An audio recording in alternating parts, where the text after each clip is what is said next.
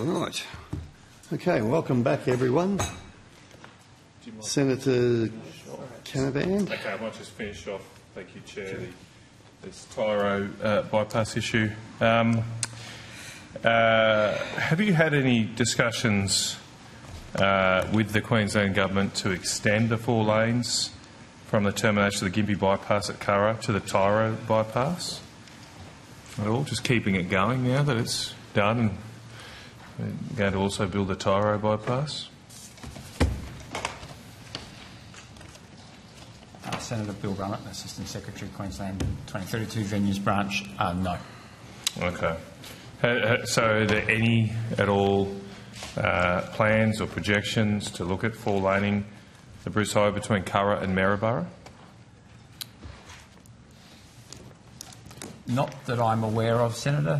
Not specifically any plan that's come across my desk.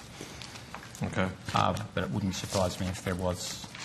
It's clear. Right. I mean, you've only got to go to the end of the Curra Section B to see that it's a logical question. Yeah, if you want to. Well, just staying on the Bruce Highway then, and obviously I spoke about it earlier. When I've looked at the funding profiles for what you gave us at last estimates, when you look at, you've divided the funding up into Bruce Highway South, Bruce Highway Central, Bruce Highway North, and also a Bruce Highway Safety Package. That's what I could identify as Bruce Highway funding. In the May update that we received, the budget update, there had been a $488 million reduction in spending across those 4 line items. Someone explain to me why there had been almost a $500 million cut to Bruce Highway funding at the last budget. I think there was an increase of $466 million provided at budget, Senator. That's what you're referring to. I'm over the forward estimates though, so maybe that's the issue. So it could relate to aligning the delivery schedules to those projects, and therefore some refinements of profiles occurred. Well, have you got figures for? Well, can you, for those 4 line items? What's your figures? What have you just provided me or to us today? Sorry, obviously we received them this morning. And how do they compare to the budget? Have there been any changes this time? There won't be any changes from the budget, Senator. Okay. So can we compare, have you got the figures for those at budget and those at the previous budget? So budget versus MyEFO?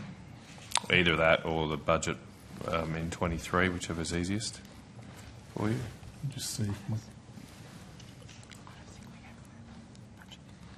We can probably go budget to MyEFO at this stage. Okay, do that. Works. Do that.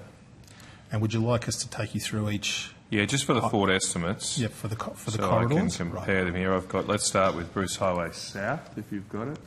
Yep. And so, have you these estimates? Do you have a 23, 24 figure? Yeah, just bear with me for a second, please, Senator.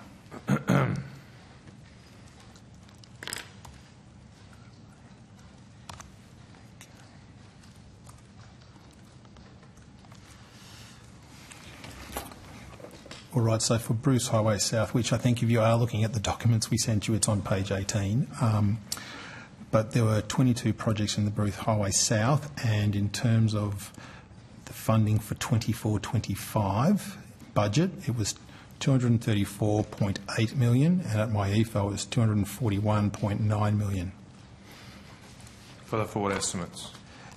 Oh, sorry, that was for this finance. Sorry, for the forward estimates in total, it was $1.78 billion at budget and $1.8 billion. So 1.77 billion and 1.82 billion. In the MyEFO? Yep. So there was a small reduction of about 30 million from budget. Okay. And then Bruce Highway Central? Bruce Highway Central.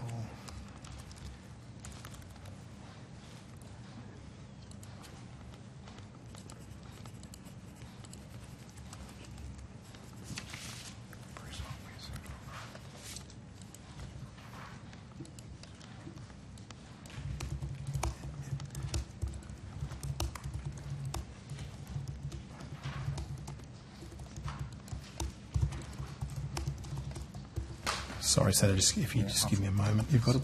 Yeah.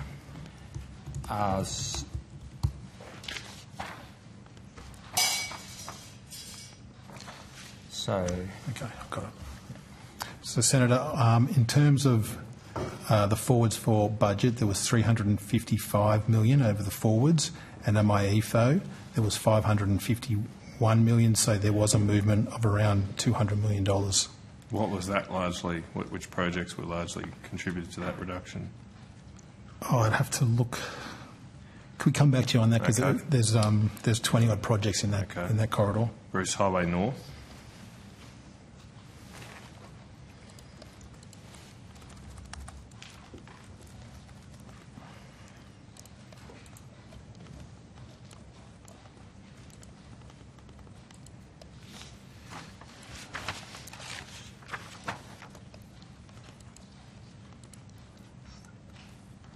Okay.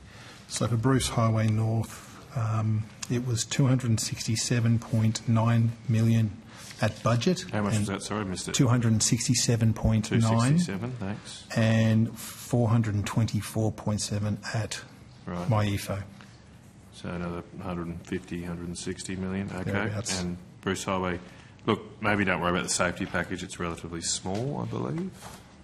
In the scheme of What's those remaining? numbers. Yeah, I think it's about 3. So there's a few hundred million there. I mean, you don't have a particular reason for this funding reduction apart from Other than looking to try and align the delivery schedules, right. Okay. which is something that we do regularly with our jurisdictions. But Senator given the Song. minister's comments earlier about how important the Bruce Highway is, why is there looks like here at least it gets close to what I was saying, $500 million reduction in funding over the forward estimates for the Bruce Highway. It's a movement of funds to Well, it is a delivery. So there's nothing being. Well, it does mean that the projects aren't occurring at the same time as we expected.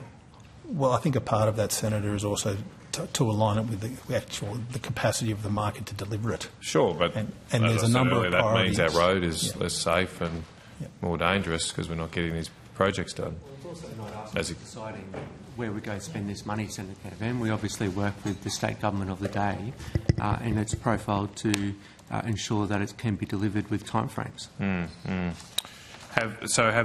mentioned there's been no funding cuts in this update today. It stayed the same No, there's been as no funding budget, cuts. the update to supplementary budget estimates. The last budget had an increase of $467 million. But not over the forward estimates, obviously, as we've just been through. Is that about the minister just mentioned? That must be then the out years for it to be true. It's over the 10-year pipeline. Yeah, so that's over 10 years. I mean, as I say, it's a desperate situation now. Promising to do something in 6, 7, 8 years is not much. Well, then the not minister much also saver for people. The minister also wrote to her state counterpart, as we discussed earlier, about what we can do to improve safety, which I expect that offer will extend to the current state government, the new state government. Yep. Just on that, then, you mentioned earlier, Minister, the $10 billion program. That's been around for some years now. I mean, is there a plan for new projects on the Bruce, going beyond things like Gympie Bypass, Rocky Ring Road, done the Mackay Ring Roads now? Is there detailed discussions going on with the Queensland Government about the next steps for the Bruce Highway?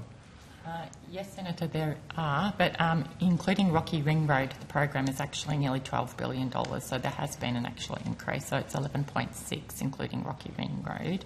And there are over 40 projects currently on the Bruce, and we still have over $5 billion that we still need to expend. But we are in negotiations, as we said, with the current new government in regards to what we could also do. I'm conscious that the Bruce Highway Trust released a document in August that we're also going through and having a look through that as well.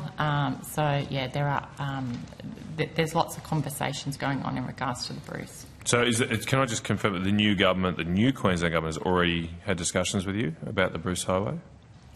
My understanding is that there are negotiations with the new Queensland government as we head into my EFO on the entire Queensland program. Okay, they've only been in there for a week, so they've already reached out and had discussions with you. In fact, I don't think they've had a minister until Friday.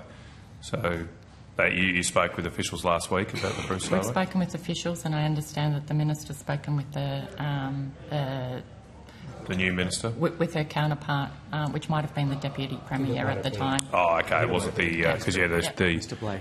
okay. The Minister for Transport was only, as I said, confirmed on Friday. But that's great to hear that there's action moving on that. Is there a list of projects that you are kind of discussing, or apart from the 40 odd that are in the program? I'm talking about additional ones. Are there other identified projects that are being discussed right now? We're going through, as I said, we're going through the trust. We're going documentation. We're going to a range of different information pieces that have been provided. So we're heading into my EFO. Well, could you on notice, if you could, come back to us with any projects that the Queensland Government has identified on the Bruce Highway, additional to what's already funded, is what I'm asking. Now, also going back to those figures we got in May, it appears to us that was $150 million moved from Northern Australian Roads Program to the Bruce Highway corridor? Yeah, that's correct, Senator. Okay. Did the Minister change the Northern Australian Roads Program guidelines to enable this transfer of funds? No, Senator. So why was this done? So the funding has been moved to the Northern Highway in unallocated, but the way that money needs to be expended needs to follow the guidelines that are under the Northern Australian Road Program.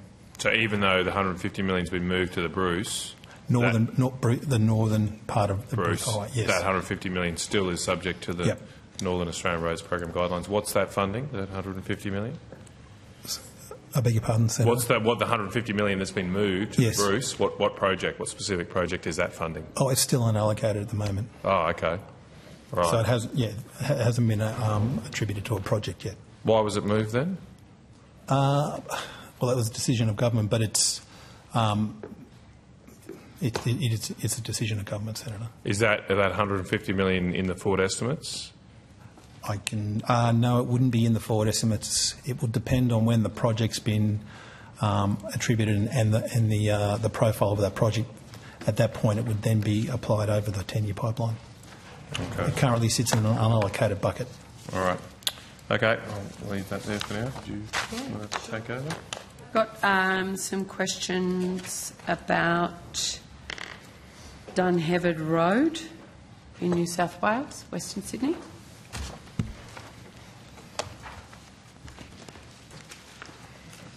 Upper chair, man. So in May 22, right before the election, Catherine King committed funding to accelerate construction works for the Dunheved Road upgrade. Has any money been allocated or spent on accelerating construction of the project? So you're asking how much money's been paid to the state against that project, Senator? No, I'm not asking that. I'm assuming it had a funding profile prior to the 22 election. The Minister said she would accelerate construction, so I want to understand how she's accelerated the construction, how that is evidenced in the funding profile. I don't have the details of the funding profile would have been like the 22-23 budget. I'd have to check that one, Senator, and come back to you.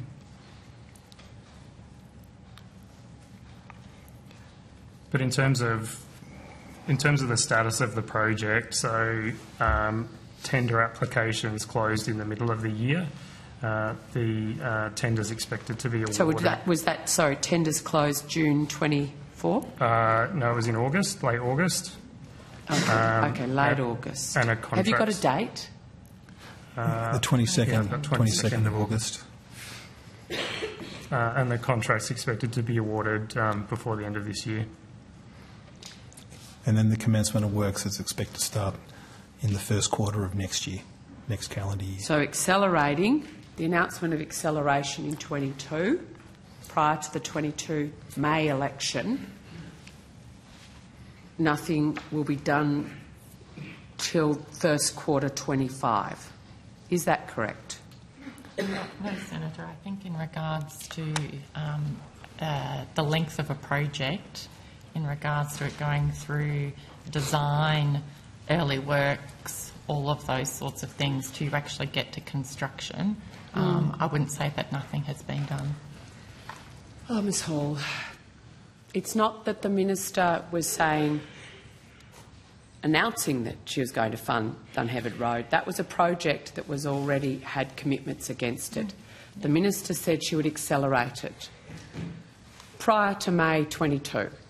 It is now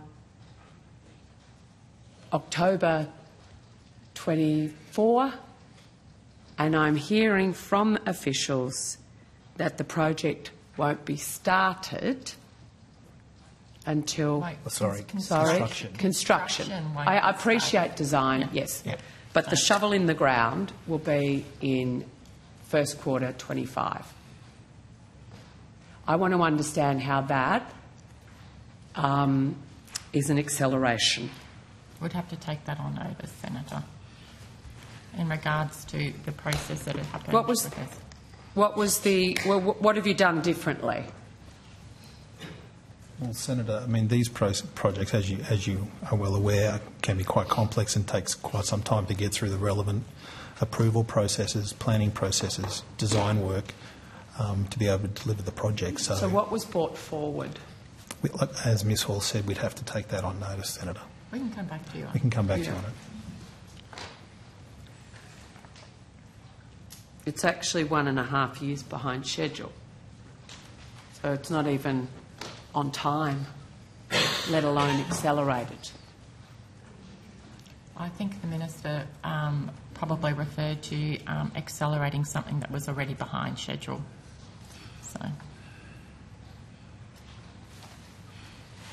So when will I be able to understand? How long will it take? Am I going to be waiting for a written question on notice, or is this something we can get today? We'll try and get it to you today, Senator. I'm happy to pass my these. Where did they go? The box over, if that would assist at all, or I can get the boxes of previous estimates brought up. If someone could actually assist with that, because I want to understand the difference. Mulgoa Road, Stage 2. This was a project that was originally allocated $232.5 million. Funding was lost during the IIP review and then re-announced $115 million for the project, which actually on paper seems like a cut of 117.5. So can we just please walk me through why more than half of the Commonwealth contribution to Mulgoa Road Stage 2 project was taken away?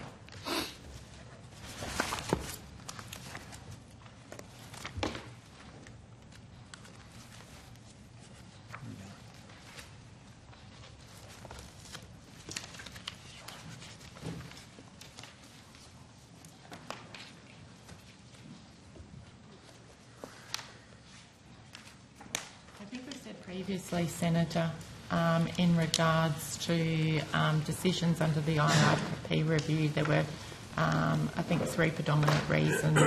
Either there was the projects had not progressed at all, there were significant cost overruns, or the project was actually being funded through other means, and so it would have sat under one of those 3. Well, which one is it for Mulgoa Road Stage 2? The Minister would have actually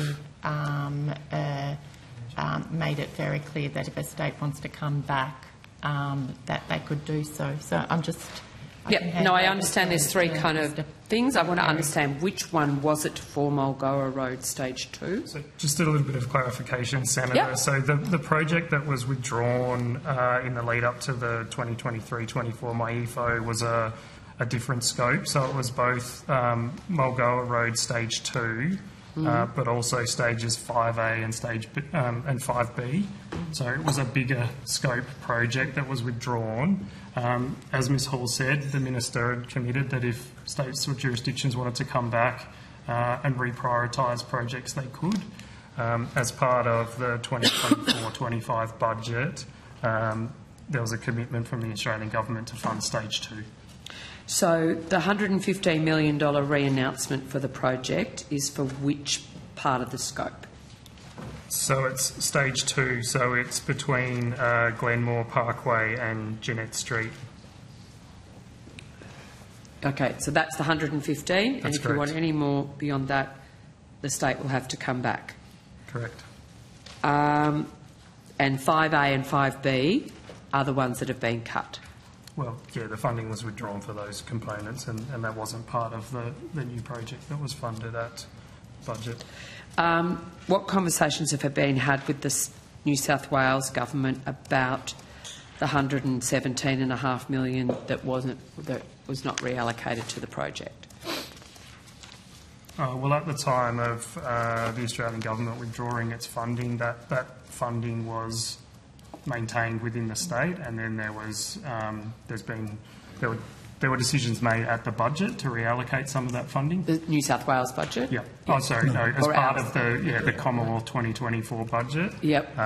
The funding that was held against the state from the withdrawn projects was reallocated to new projects as part of that budget. Okay, thank you. I now have a series of questions on Western Sydney infrastructure more broadly.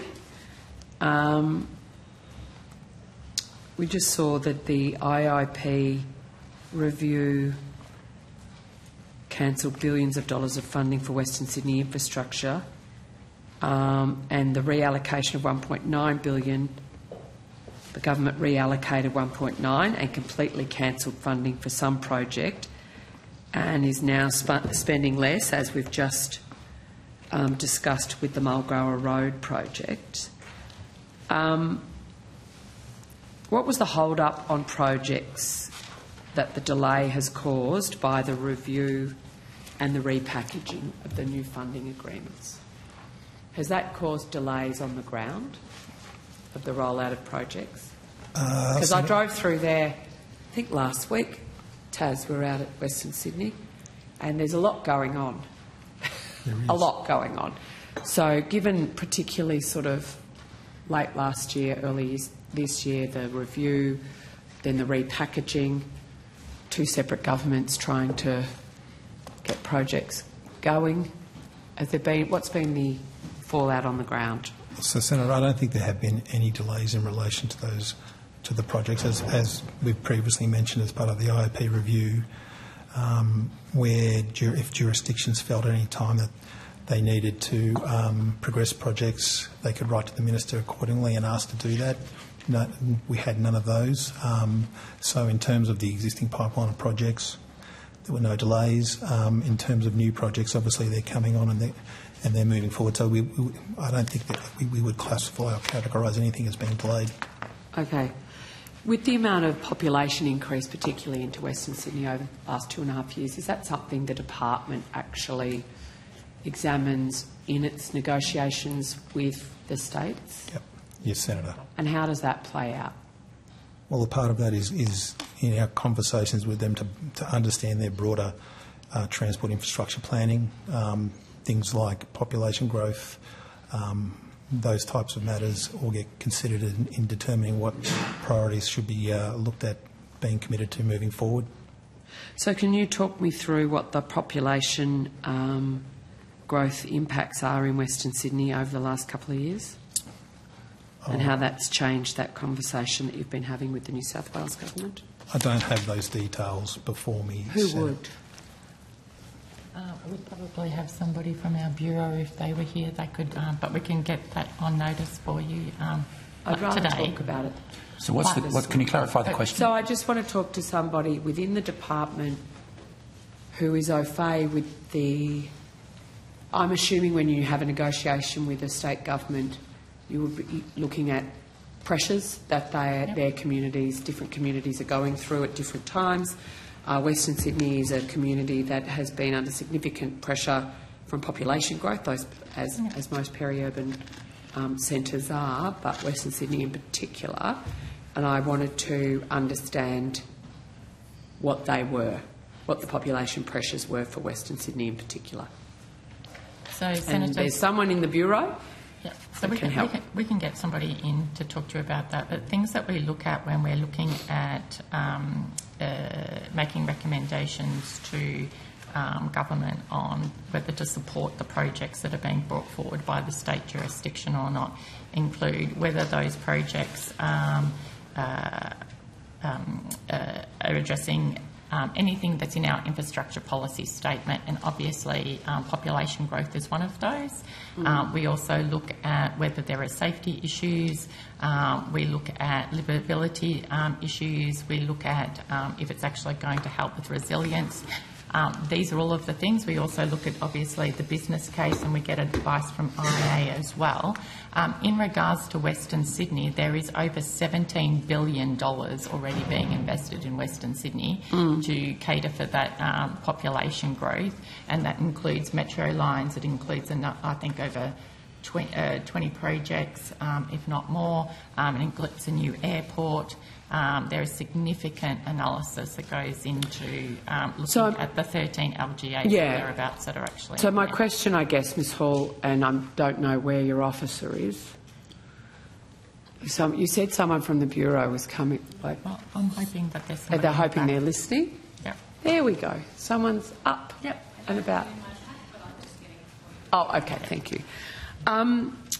Well, I guess... While you're getting it for me, I'm wanting to understand the $17 billion that's going into Western Sydney.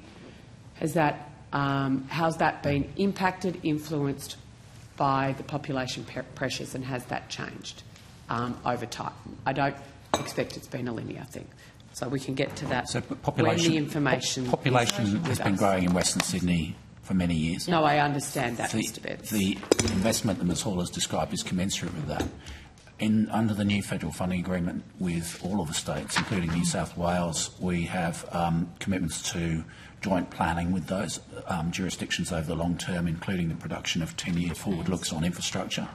You'll recall that a year or two ago, the Commonwealth and state government co-funded a forward look on transport and infrastructure requirements associated with population growth in Western Sydney, and a number of those projects are fed through into the development of business cases now. So that joint planning, we look primarily to the New South Wales government, which controls land use planning and the lion's share of transport investment, as well as the operation of transport networks, to lead the conversation around where population pressures and housing affordability concerns are driving infrastructure priorities, and then working with them, we seek to co-invest to support that program. Okay, thank you. Just while we're looking for that information, I've just got some questions about the Western Sydney Transport Infrastructure Panel report. Yep.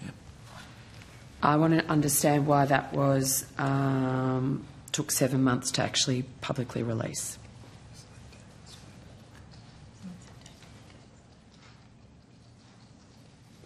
Well, see if we can get Mr McKay to the table to explain that. But I'm happy to wait. I'll go to Senator Reynolds, can ask some questions. I'll wait for the appropriate officials. Thank you very much and good morning. I've got a series of questions in relation to West Australian projects. None of them should be a surprise to you because we've discussed them all before. The first one I'd like to go to is AUKUS-related infrastructure projects. And in previous estimates, you were still waiting for a phone call from the WA State Government and or Defence. I'm just wondering, have you now had any engagement with Defence or the WA Government on any AUKUS-related infrastructure in and around Garden Island, Rockingham and the southern Perth suburbs? No, I haven't, Senator. It's quite extraordinary given we've got the first of the US submarine going to be long-term located there with a lot of extra infrastructure. Okay, so could I then refer you... So the Garden Island Highway, which we have discussed a number of times, nothing has come to you yet at all about any infrastructure in relation to the City of Rockingham? Good morning, Senator. Good morning. I'm Maxine Ewan's Assistant Secretary for Western Australia and Northern Territory. The answer to that question is no. Okay, can I just highlight...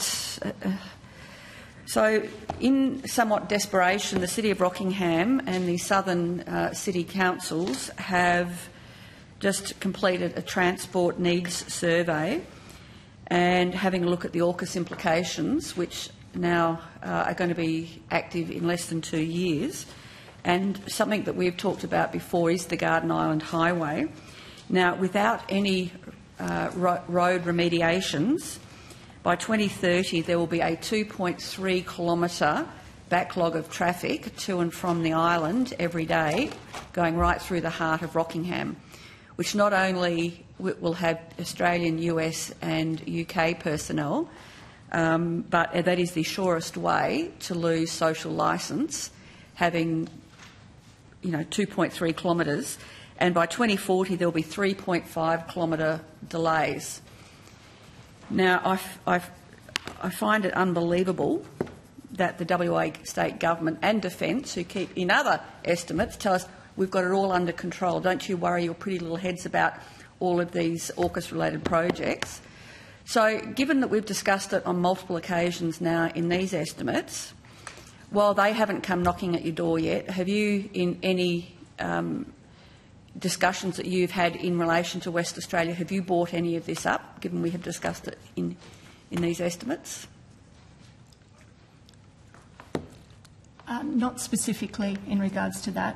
What we've discussed before is around the investment that we have had in regards to those roads, and as I've said before, we don't have any projects at the moment under the IIP that invest that look at that. Sorry. So not even a suggestion of something that might come from the West Australian government yet? Not specifically. However, the Western Australia government, under the new FFAS, as you're aware, need to bring forward an annual infrastructure plan. Yes. So I would assume that as part of that, we could be having discussions in regards to that could future. Be. So if they do bring it forward, that they've brought forward. So if they do, when they bring that forward, when is it due? So we've just received the plan, Senator, so we're just going through them as we speak. So could somebody, if you've got that from Western Australia, could someone have a quick look at it today and see whether, even just do a word search to see whether Garden Island Highway or Rockingham comes up? Yep. Thank you. That would be very helpful.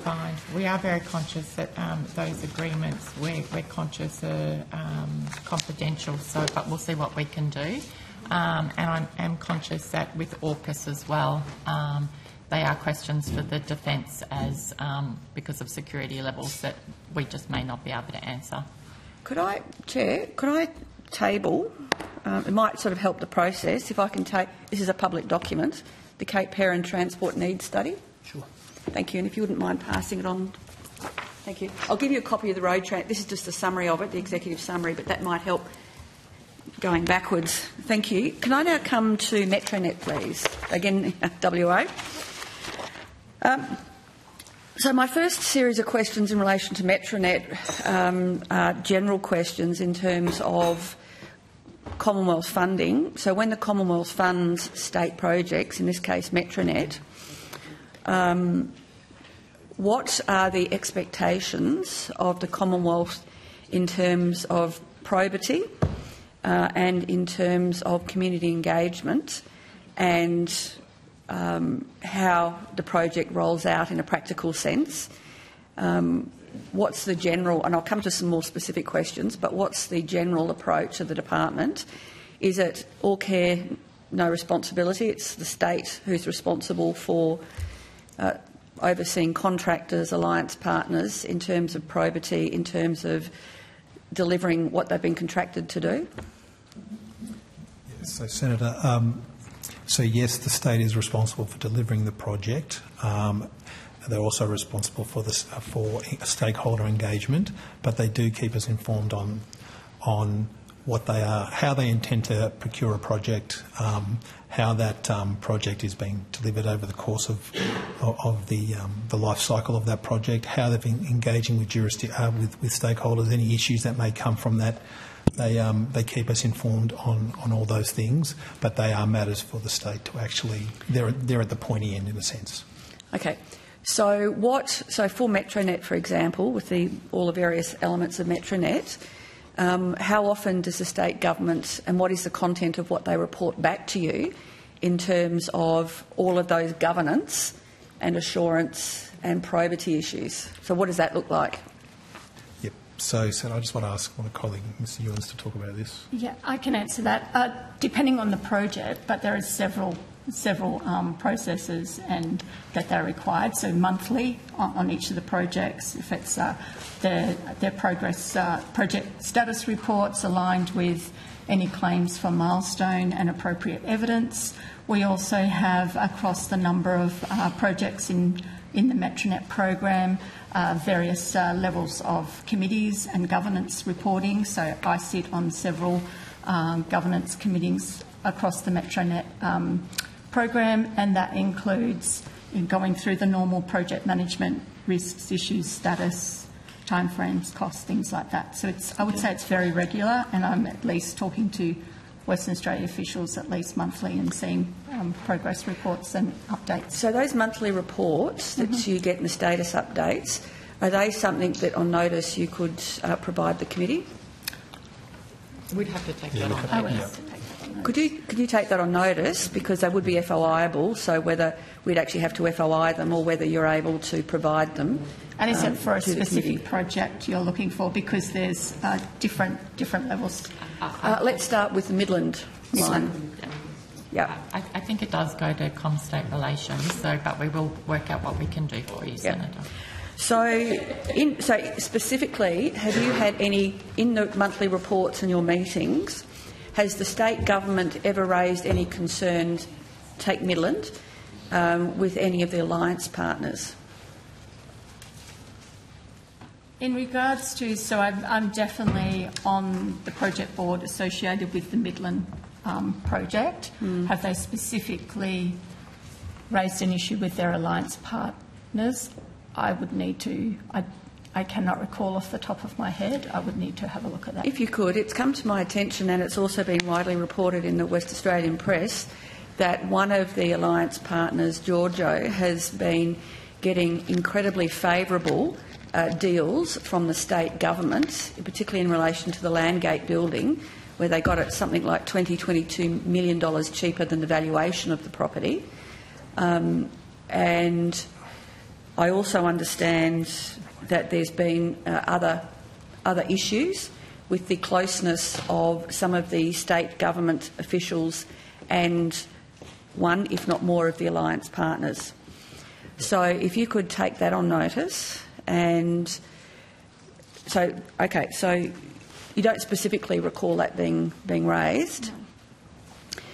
Do you recall being raised in any of these reports significant concerns by the Midland community in the conduct of the contractors and of the PTA over the last 12 months in terms of extreme interference and interruption with their business, operating throughout the night, keeping residents awake, having residents having to move? There's extensive reporting locally of this. Has that come to your attention at all? Yes, that has. I am aware of community concerns of some recent night works on the Midland. It's not just the night works. If you go back, there's well over 12 months in terms of flooding the streets, getting rid of several hundred car parks, so the local businesses, people have got nowhere to park anymore. Thank you. So have you had aware of any of those concerns, sort of going back well over 12 months? I'm not aware of those concerns going back over 12 months. More recently, I am definitely aware of community concerns around the works that are being undertaken there, which are discussed at a sort of a broad level, not at a detailed level. So has the state government told you what they're doing to remediate it? I believe that the state government did offer. There were, I think they did offer relocation for a couple of residents during specific night works. Two residents? Two residents, I think, but I would need to go back and have a look at that. Could I ask you to go back and have a look at that, because the state government is not being... I have been going down there regularly for many, many months, and you can't relocate businesses, hospitality businesses, etc.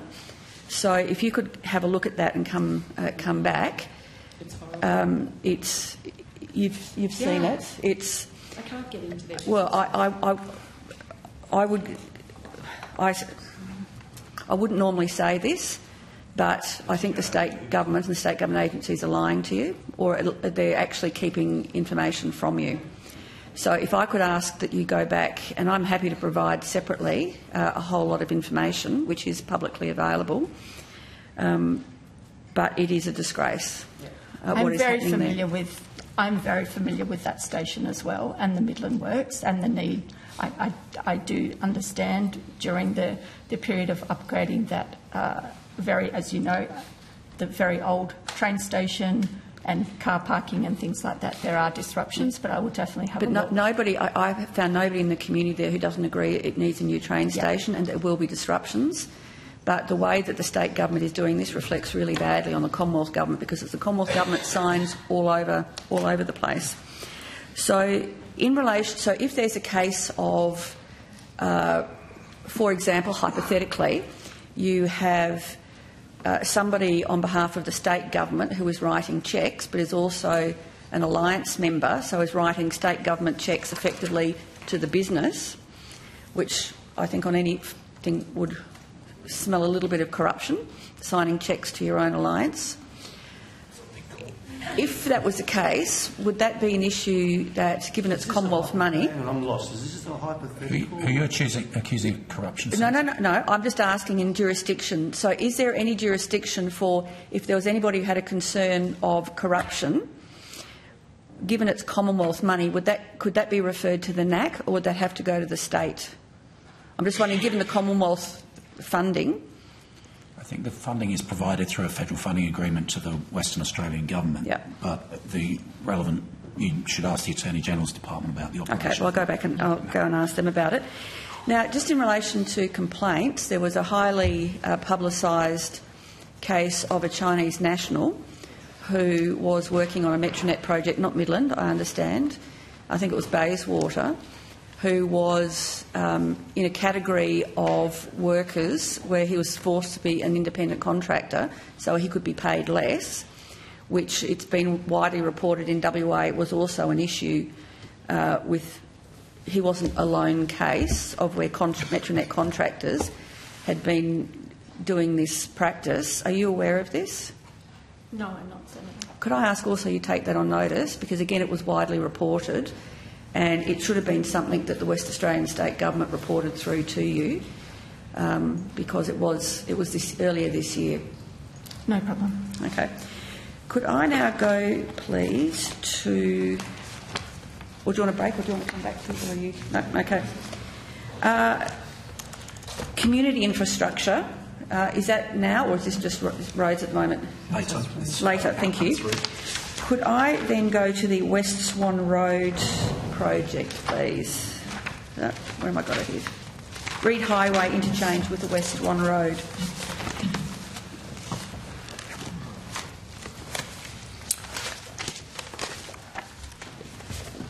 Yes.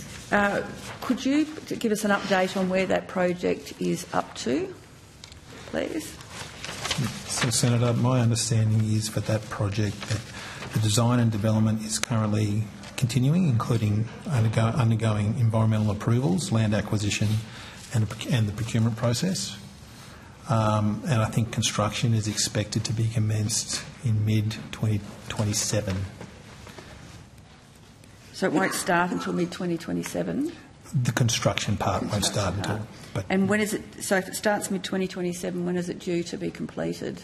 Its completion date is late 2028.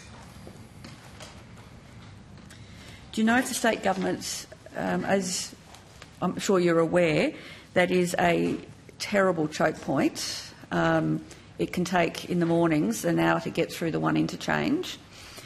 Is there any... Do you know if the state government has any other mitigation arrangements in place before then to actually ease some of the traffic congestion there, or during construction, which will... Where's the traffic going to go when the intersection is being upgraded? I'm also very familiar with that road. I would need to take this. I would need to take that specifically on notice. Okay, if you could, thank you. And some of I know those that- things, sorry, Senator, some of those things will come out as part of the design works and the future procurement arrangements. And what is the current, what is the budget, estimated full budget for that? The total project. Sorry. The total project cost is 175 million on a 50-50 arrangement. So Australian government funding on that project is 87.5 million. Thank you. And actually, if we could quickly go back to Metronet, just more generally, can you just remind us how much, when the project started and what the original project budget was and what it is what it is now? So I think in regards to the original business case was in 2019, the Australian government has committed over 5.65 billion across 18 Metronet projects. So it was a 5.65 in 2019. I think it's 5.65 in total up to now, crossing the entire program from the beginning. And how much did we commit in 2019? In 2019, I don't have that figure in front of me for 2019. If you could, give me an update on the specs. So how many kilometres of track? I think there's something like 20-odd stations now. And if you could just, as part of that, an update on how many of those are actually open and actually operating, and so that would be helpful, and what's still to be open. So could I just clarify, that's across the full 18 projects since its inception? By project, if you could, yes. And how just many so we are can get that currently journey open? from there to now and how it's expanded. Final question on Metronet is, we've had figures released in WA to say the state government, once Metronet is fully operational, it'll cost somewhere over $1 billion a year of subsidies for operational costs. Is that something that, while you're not paying, well, federal government's not paying for that, in terms of their business case, have they had cause ever to provide you with the information about the ongoing operational costs of Metronet?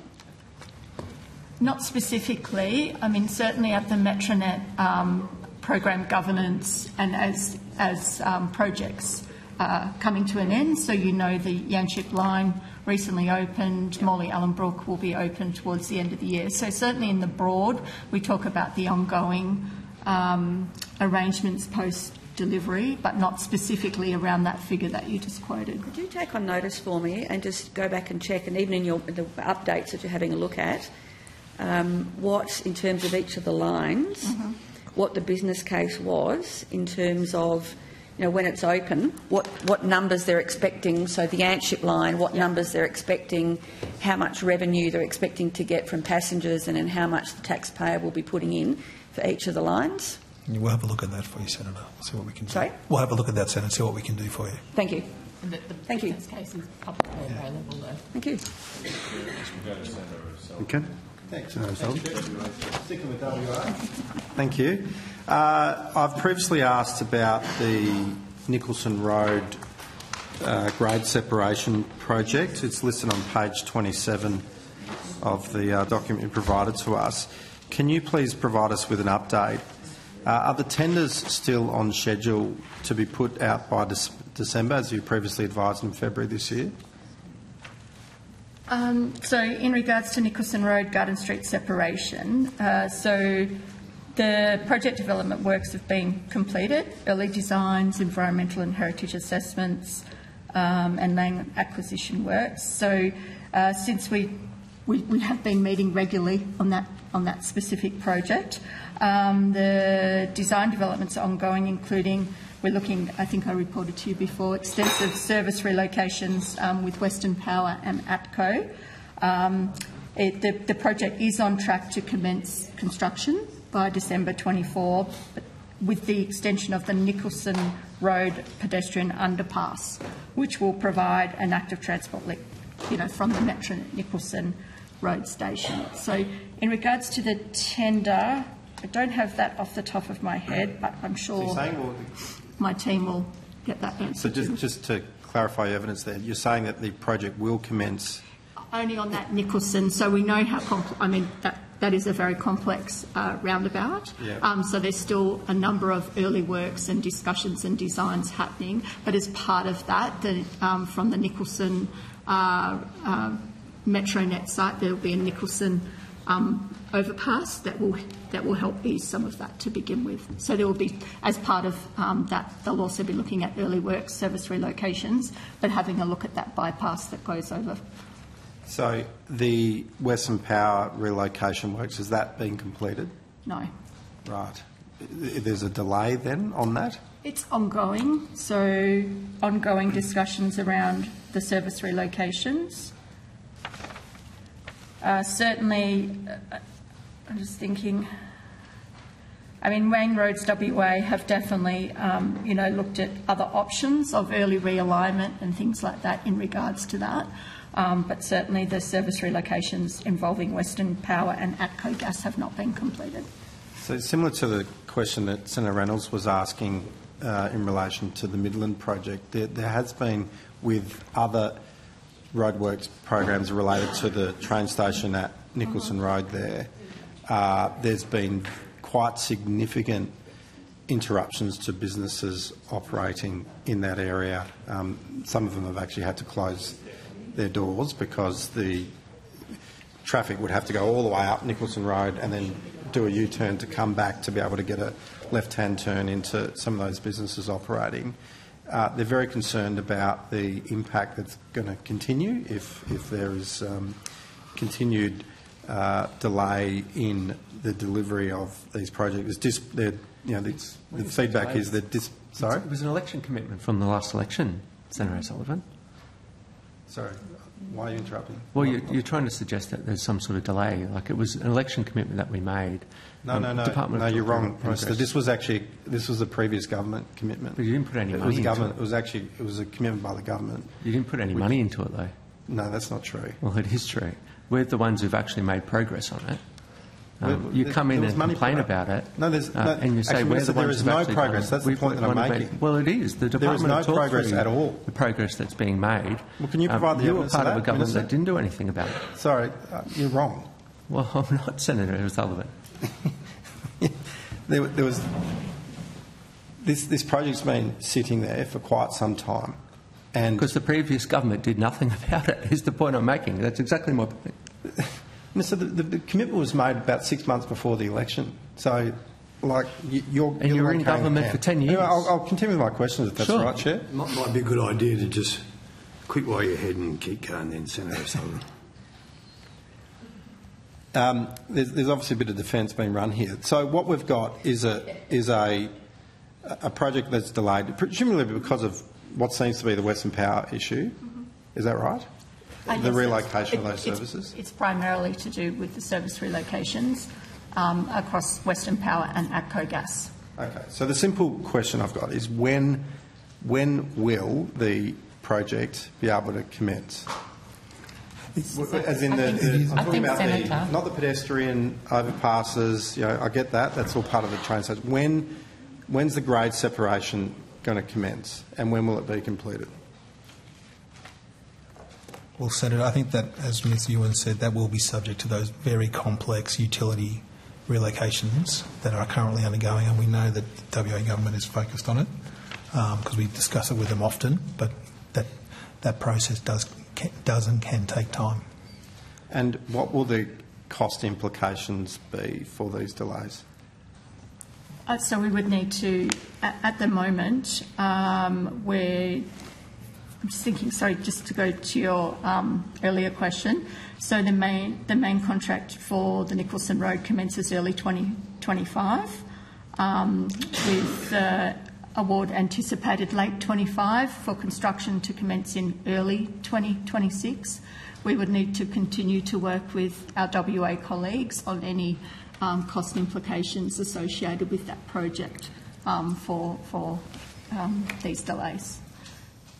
And I think further to that, just in your comments around the disruptions to businesses, I think broadly, I'm definitely working closely with the WA colleagues as part of just making sure, and I know that the WA main roads are always looking to minimise disruption to any businesses associated. They're two separate projects, but what the concern of those businesses is that this is just going to keep dragging on and on and on. I'd rather there be coordination and a more streamlined approach to it, to particularly addressing those concerns of those businesses.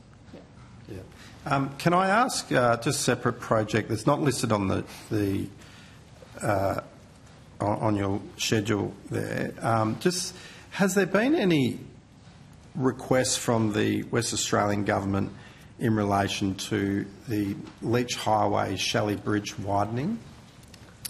Not that I'm aware of, no. So the West Australian Government hasn't made any approach to the Commonwealth in relation to that project going. Has the Commonwealth Government been made aware that in 2017 there were 4 options prepared for the Shelley Bridge widening project? You can take it on notice. Yeah. I would have to take that on notice. Has the West Australian State Government communicated to the Commonwealth Government the priority ranking of improvements along the Leach Highway? So there was the improvements at the Fremantle end, but in between, towards the airport, there's need for upgrading and widening. The Shelley Bridge is a pinch point. You go from 3 lanes to 2 lanes, and then back to 3 once you get over it. So it's a pinch point. Has there been any discussion at all in relation to that or other intersections? Not specifically relating to the Leach Highway. As we previously discussed, we're currently looking through the Western Australia Annual Infrastructure Plan, and so we'll be looking at that, including any priorities that they might bring forward as part of that plan associated with the Leach Highway. Do you know, is this on Infrastructure Australia's list at all? I couldn't tell you off the top of my head, but we'll certainly have a look and get back to you on that. I think they're coming later today. You might be able to ask that of IA later today. Sure. That's all for me. Thanks, Chair. Okay. Senator Kennedy. That's okay. I've got these other ones first. Okay, thank you, Chair. I just wanted to ask about, there was an event to host an open day at the Gympie bypass recently. There were apparently reports that the Queensland Government spent $311,000 on this event. Did the Australian Government provide any contribution to the open day? No, Senator, not that I'm aware. Okay. Were there any Australian Government representatives there? There certainly was. Okay, all right. Do you have any other funding available for community events associated with the opening of the bypass? Okay, all right. I forgot to ask earlier because we sort of broke while I was asking about the Bruce Highway. Have you had any discussions with the Queensland Government about the 50-50, 80-20 discussion? The new Queensland Government? With the new Queensland Government. I haven't, Senator. Okay, so it hasn't been raised at this stage? So with this idea of new Bruce Highway projects we were mentioning, the current approach is to fund those 50-50. The current federal government proposal would be to fund any new projects 50-50 on the Bruce Highway. As we said before, Senator, that'd be the starting point for the negotiations. It's just a bit hard to hear. Yep, no. okay, sorry. As I said before, that's a government starting point for negotiations. We'll see what the new government would like to put on the table. So the 50-50 funding split is not set in stone then? It's not in the FFAS, it's in the infrastructure policy statement that it's the government's preferred, but we've also said that jurisdictions that, would find it difficult to do 50-50, such as Northern Territory, we would look at different funding options. Okay, so it's up for negotiation. Would that impact, if it went 80-20 on the Bruce, would that impact funding on other roads in Queensland? Would that be linked? Well, clearly, the more of our capital budget we're contributing to one project, the less available capital there is to contribute to others. It could be an impact then. depending on the funding, overall funding envelope. And you might recall we talked last time around 80-20, 50-50 and how it evens out in the end. It's just the number of projects you can fund is increased if you go to 50-50 rather than 80-20. Yeah. It's just arithmetic. Okay. All right. Okay. Now moving. Yeah, sure. Project just in Tasmania. Is it the bridge thing? No, it's not the bridge. Bridgewater Bridge or something we've talked about for 20 years? Oh, very quick. Long bridge. It's going really well now. So, this is probably be a quick response, but what can you tell me about the Hobart Transit Centre? It's in Hobart. Getting warmer. It's on the list of projects here, but it was predicted to start in December 2018. I just wondered what was happening. Sorry, Senator. Lachlan Wood, Assistant Secretary for Victoria, Tasmania and South Australia. Was that the transit centre you were saying? Hobart Transit Centre. If you don't have the information there, you can take it on notice if you like. Infrastructure as opposed I can't see any allocation of federal funds, but it is on this list. We'll find out what we can, Senator, and we'll come back to you. Yeah. Okay. Thank you. I've finished, Chair. Oh, good, okay. Still in outcome ones and the Canavan? Thank you. Cheers. Can I just ask about... Sorry, the computer seems to have frozen here. But can I ask about the Beef Roads program? Has there been any changes to the funding profile of beef corridors in this update? That's just budget, Senator? In this update today, there's been none. No change. There had been, I believe, in the previous update, and I'm informed today's update, that there was $10 million allocated for this financial year. Has that been spent or allocated to any particular road for this financial year? So, Senator, while Mr Brummett is getting himself organised, I know that there have been some really good conversations with stakeholders on the beef road, so he might be able to go into that and where we're up to in the expenditure. Thank you. In relation to the expenditure, you'd be aware of the early works announcement that with those early works commencing in May. The current activity on the project relates to development of an investment strategy to essentially prioritise projects for delivery over the short, medium and long term, with a total time horizon of 10 years, and so the funding current funding is directed towards that, and then with the early works commencing from May of next year. I'd also just let you know we are actively involved in the stakeholder advisory group that is delivering the investment strategy, and I was in Emerald on the 1st of August for the first of those meetings, and I'll be there again on the 22nd of November for a subsequent meeting. Okay, great to hear. So these early works programs that had been announced by the previous Queensland government, I think back in March, is any of the $10 million going to those? There's 4, I think, they've identified here in the March media release.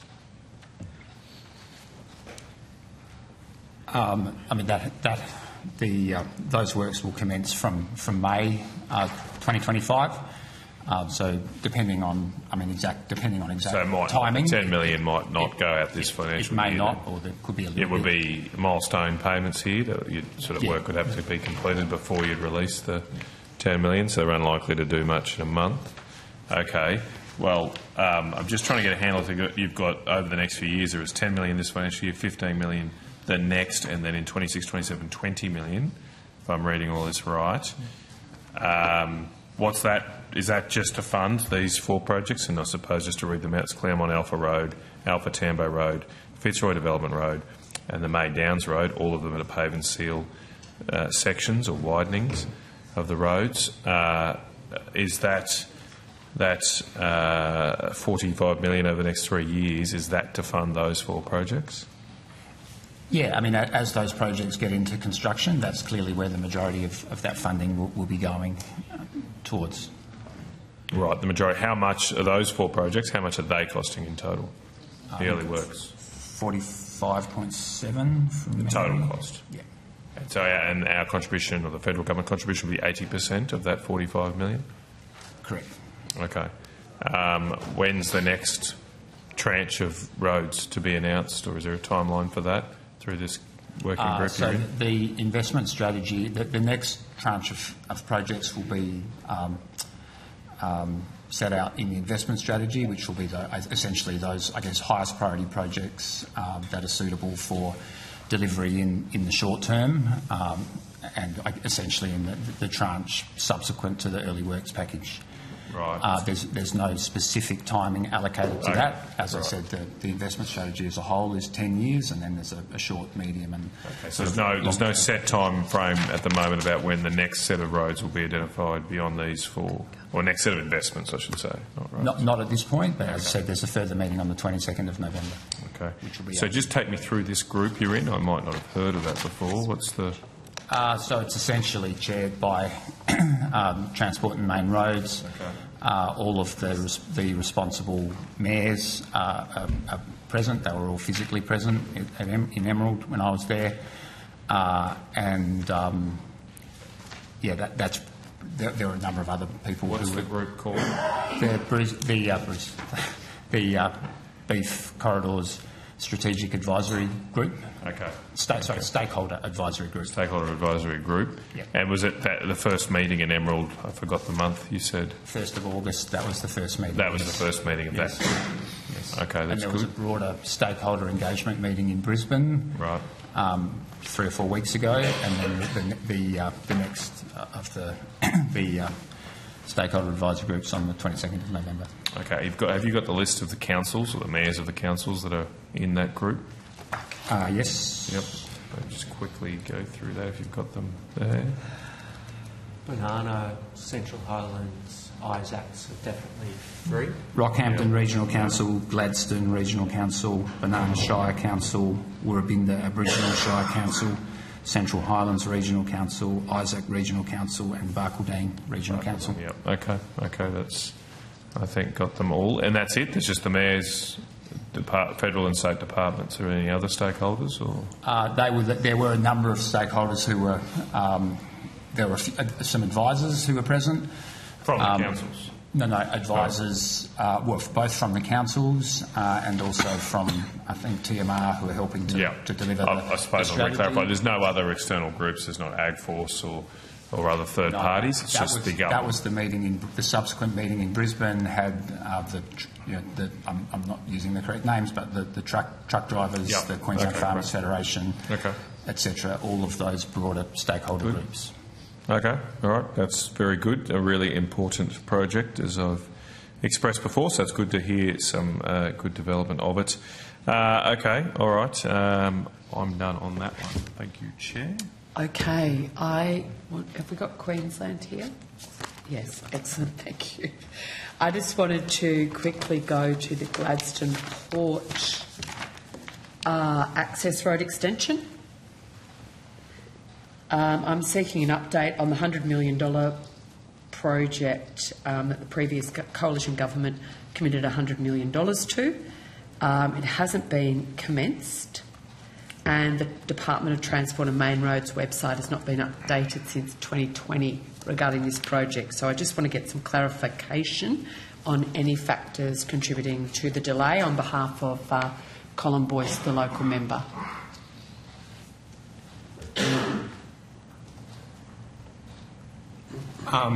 So this is the Gladstone Port access? Yes. Yep. So I know there's been at the 24-25 budget, the Australian government accepted a request from the Queensland government to essentially rename the project and change the scope to essentially focus the funding on the bridge over the Callio River. Yep.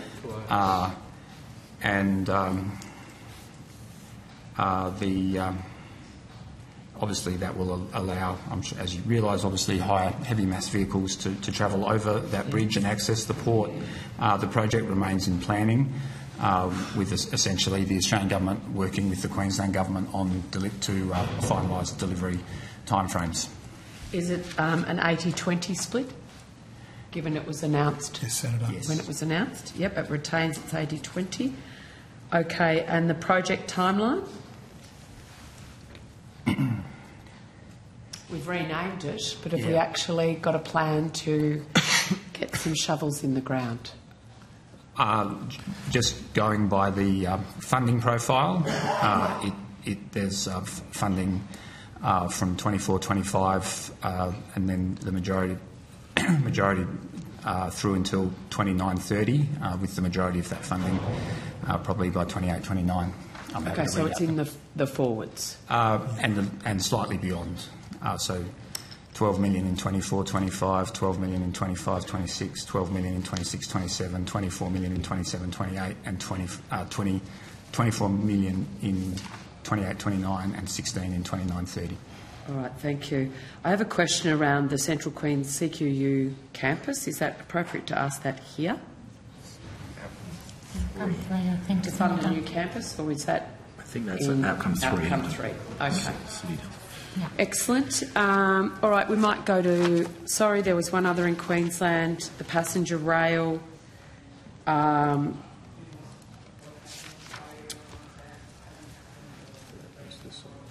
Have you already done this? Well, no, I haven't done it. Yeah. Do it? Because it's the last Queensland, then we'll go to Victoria. Okay, all right. Well, I'll finish off on Queensland, given my geography. Yes, excellent. I just wanted to ask about the business case for. I believe there was some promise to do a business case or funding allocated for passenger rail from Toowoomba to Brisbane. What's the status of that? Greg Cox will be able to help you with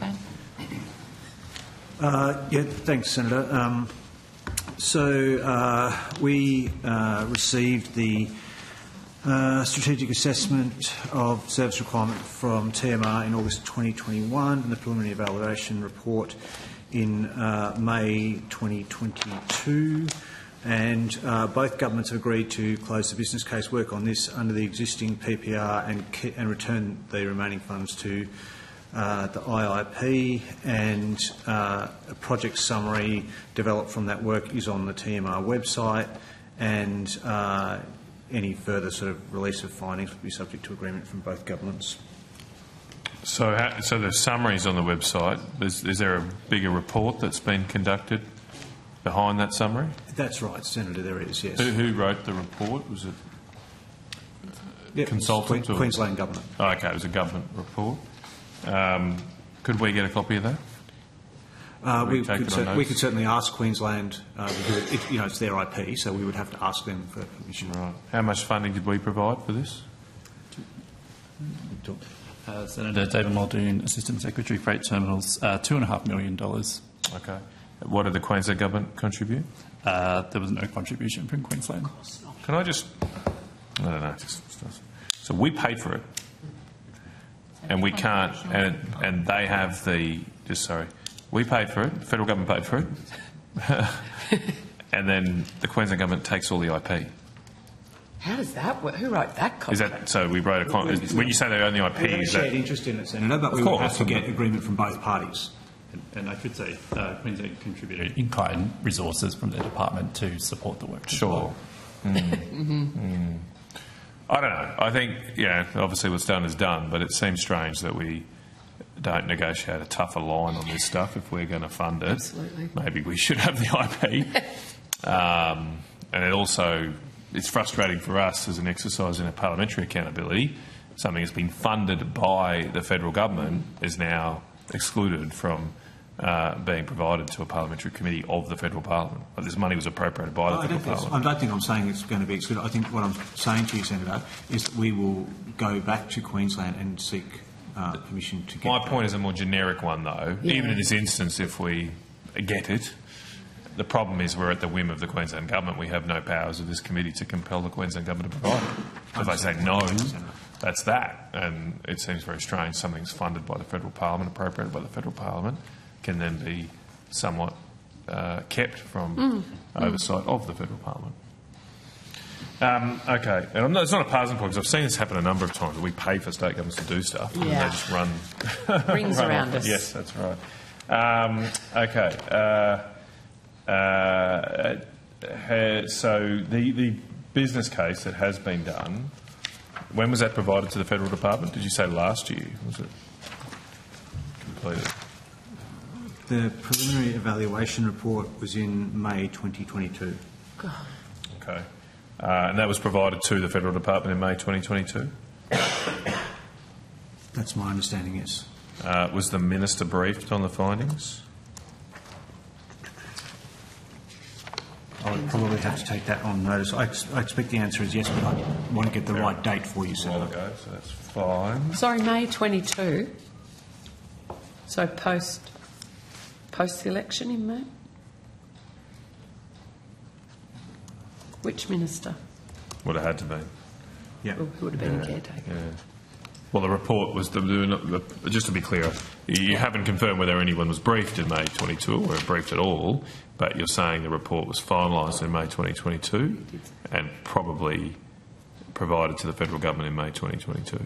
I'll check the timeline. Yeah, so check the timeline when it was provided and when and if a minister was briefed on it. And which minister? And did you say it was 2.2 million, was it? It was 2.5, sorry, million dollars. How much was originally allocated to the project? $15 million. Right. So what? Presumably there was a budget for that $15 million. What wasn't done that would have been done by only spending $2.5 million? So I suppose, as outlined in the public-facing summary, that project did not proceed to a final business case. Right. So that the extra money could have been used for a final business case.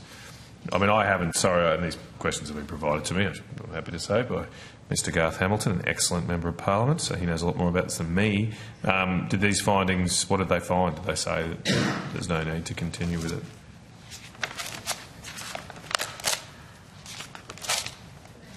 I suppose there's a number of findings out of there. The reports looked at the forecast demand for such a service, which found that, as outlined in the public-facing summary, that demand was modest, reflecting the lower population levels in the corridor. The study also found that the options assessed had very high capital costs with a relatively low benefit-to-cost ratio. Maybe 50-cent fares now might mean a higher demand and uptake, though, for the project, so it might be re-looked at. All right. Did you say that's it for Queensland? I think that was it for McKenzie. Queensland. All right, well, happy to hand over to yourself. I stand correct. Happy for you to No, go there is through the another pack. one, Olympics. The Olympics. Anyway, That's you a go. whole other line item. All right. Canterbury Road upgrade. On behalf of the fabulous local member for KC, Aaron Violi. So I just want to understand the current status of the Canterbury Road upgrade to add a new lane between Dorset and Liverpool roads.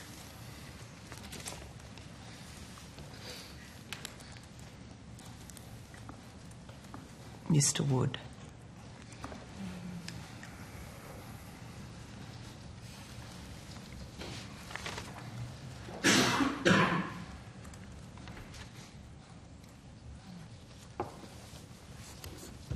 Yes, thank you, Senator. So that at the 23-24 May EFO, the project would be de-scoped to planning only, and the remaining funding would be reserved for construction pending completion of the planning works.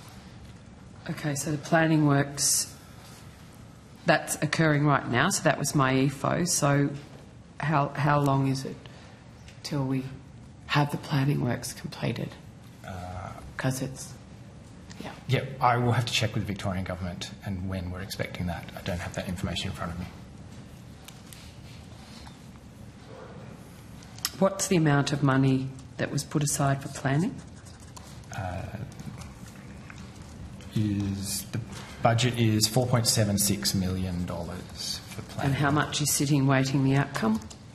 So the funding before the previous commitment was $47.59 million. Yep. And the Victorian State Government is doing the planning? That's correct. Yep. So I want to understand if the state government has raised any concerns with regards to the delivery of the project. Not that I'm aware of, but I will check and come back to you if there's anything. Ms Hall, is this one of these projects where you meet regularly with state governments around its delivery? No, this isn't one of the major projects, Senator. So Mr Wood and his team will be talking regularly on some of these smaller projects. I'm sure we can get the planning timeframe for you quite quickly in regards to... We'll have somebody out back that could be able to answer the question in regards to the planning timeframe. We'll come back to you. I'd really appreciate that. And so when was the last time you met with the Victorian Government on this, or had an update from the Victorian Government on the planning? So I haven't met with the Victorian Government on this. This is a smaller project and my team meets with them as part of general updates, so I will check with that and come back to you. Thank you so much. Yes, I want to know when that planning will be done, so when we can actually get started. Then we're heading out to Coldstream, beautiful part of the world. Yarra Ranges Council, we're wanting to ask about the Maroondah Highway and Killara Road upgrade. What's the expected commencement date of this project? The construction is expected to start in mid-2025. Okay. Has the state government raised any concerns to the department or the minister about the delivery of this project? Not that I'm aware of. Can you check? I will. Put this on your checklist. Now, is the cost still... What sort of the cost? If we're starting construction in mid-2025, I'm assuming planning... Can you just walk me through the profiling of that? Sure. So the profile for 24-25 is 12.17 million. Yep. And 25-26 is 4.99 million. Okay, so it's 16.17. There was it was announced as $20 million. There was also money in 23-24, which was Right. 1.26 million. Right. And the total including that is 17.16 million. 17.16. Correct. Which you're confident we'll get this project delivered as scoped and planned. I haven't heard otherwise, Senator. Okay. Thank you, and you will advise me if something comes up. Righto, Shepparton Rail Line upgrade. On behalf of the fabulous member for Nichols, Sam Birrell. Has the delivery partner, the Victorian Government, raised any further concerns with the delivery of the project or cost increases?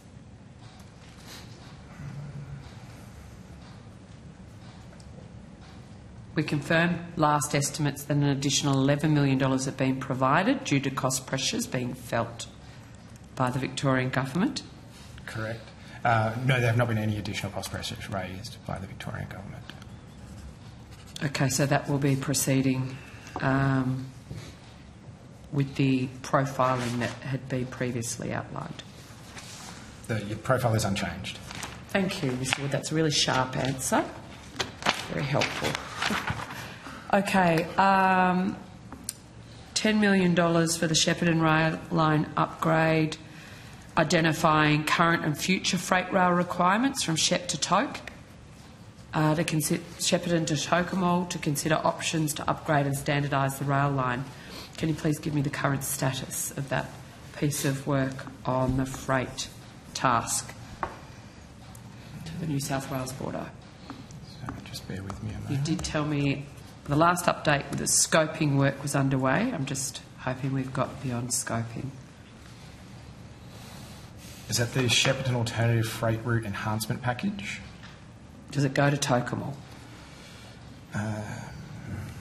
Which is on the... just across the border. That is... I don't believe so. Shep's quite a hub, so... if it goes north... east of Shepparton? If you've got a map.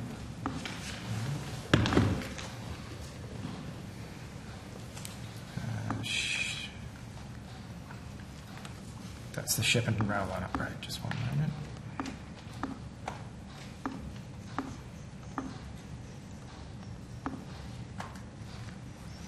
I might put it on notice for you and seek more clarification from Mr Burrell. I think there was sort of some questions about whether it was aligned with Inland Rail.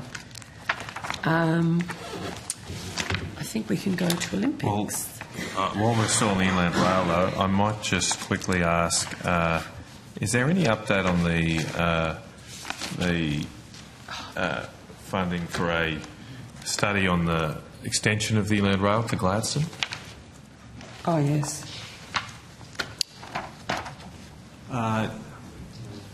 This is the Toowoomba to Gladstone. Toowoomba to Gladstone, yes. Oh, right, okay, okay. I thought it was 10 million or so had been allocated to that it was. project.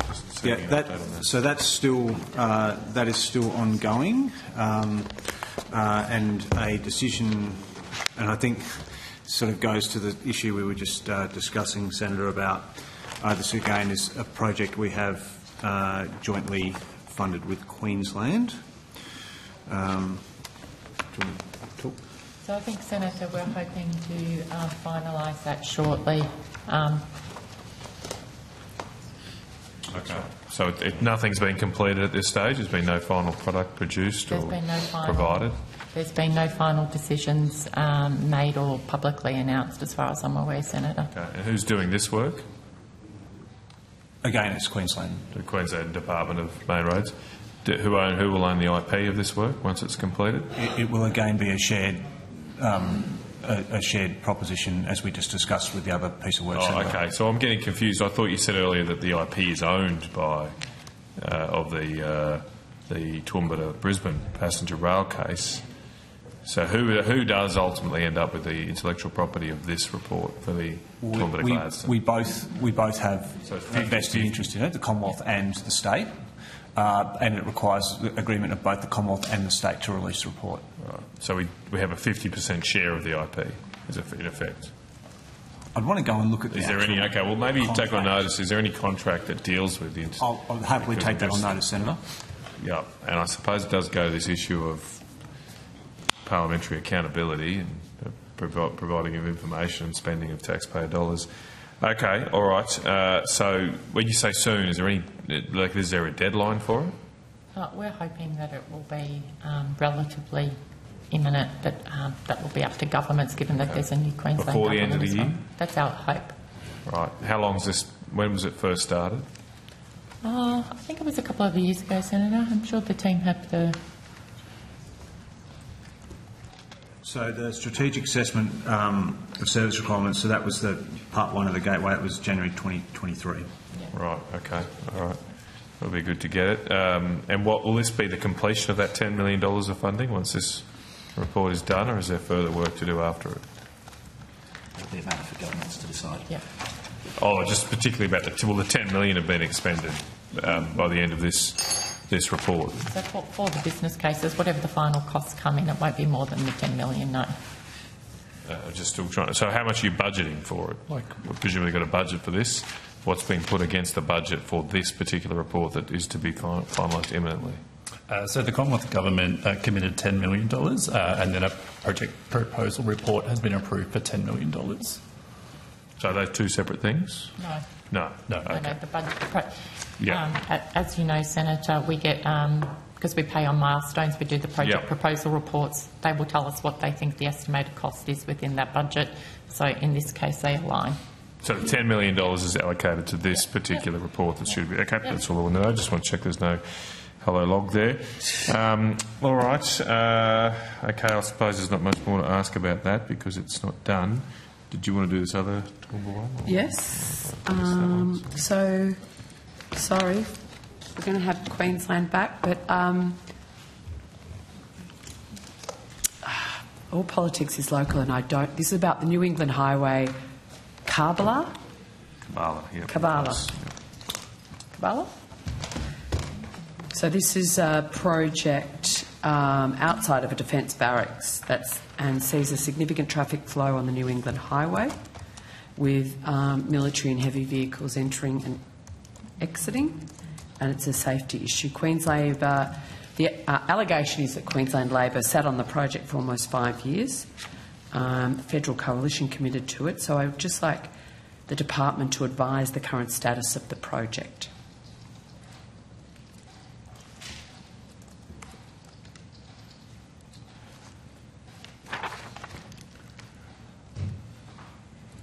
Senator, could you just repeat the name, please, Senator?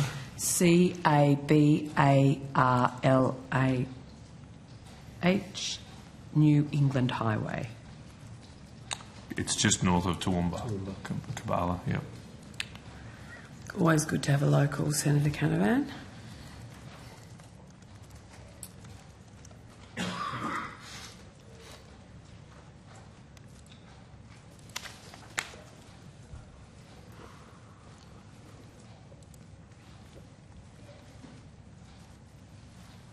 Yep.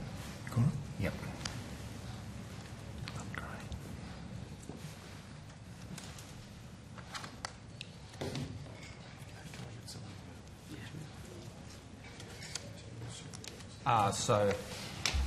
At the 23-24, my Bill Brummett, Assistant Secretary, Queensland and 2032 venues. At the 23-24, my EFO, this project no longer received Australian government funding. Okay. Yep. So it's been cut. And we're working with the proponent to finalise project closure. Right. So when was it supposed to be commenced? Before the funding was cancelled?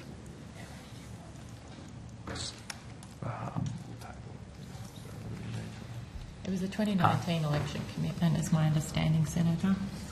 So it would have been... So my understanding, before the project was cancelled, had the Commonwealth reached agreement with the state government on the design and scope of the project?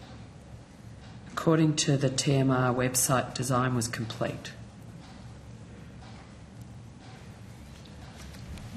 We'll have to take that on notice so that we don't have that. That's one that is quite a small project, and the team will have to provide additional information to us. Given that this is now being cancelled, as per the officials' evidence, has the department consulted with Defence, given the impact on the barracks?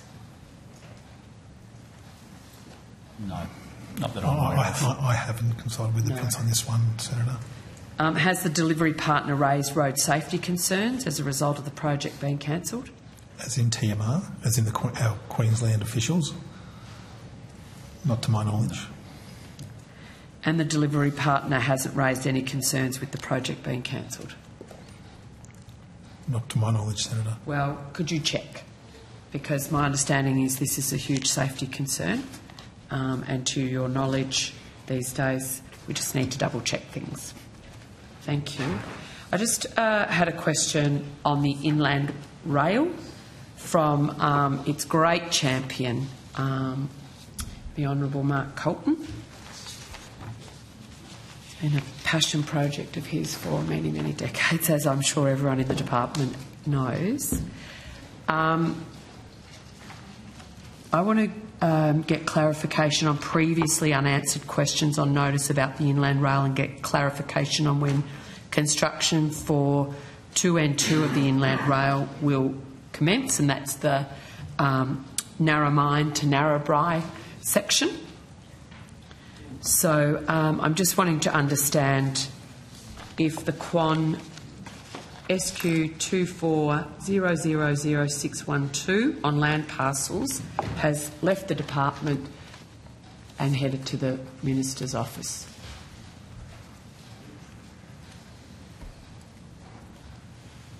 My understanding is that all questions on notice have been tabled, all responses have been tabled as of this morning.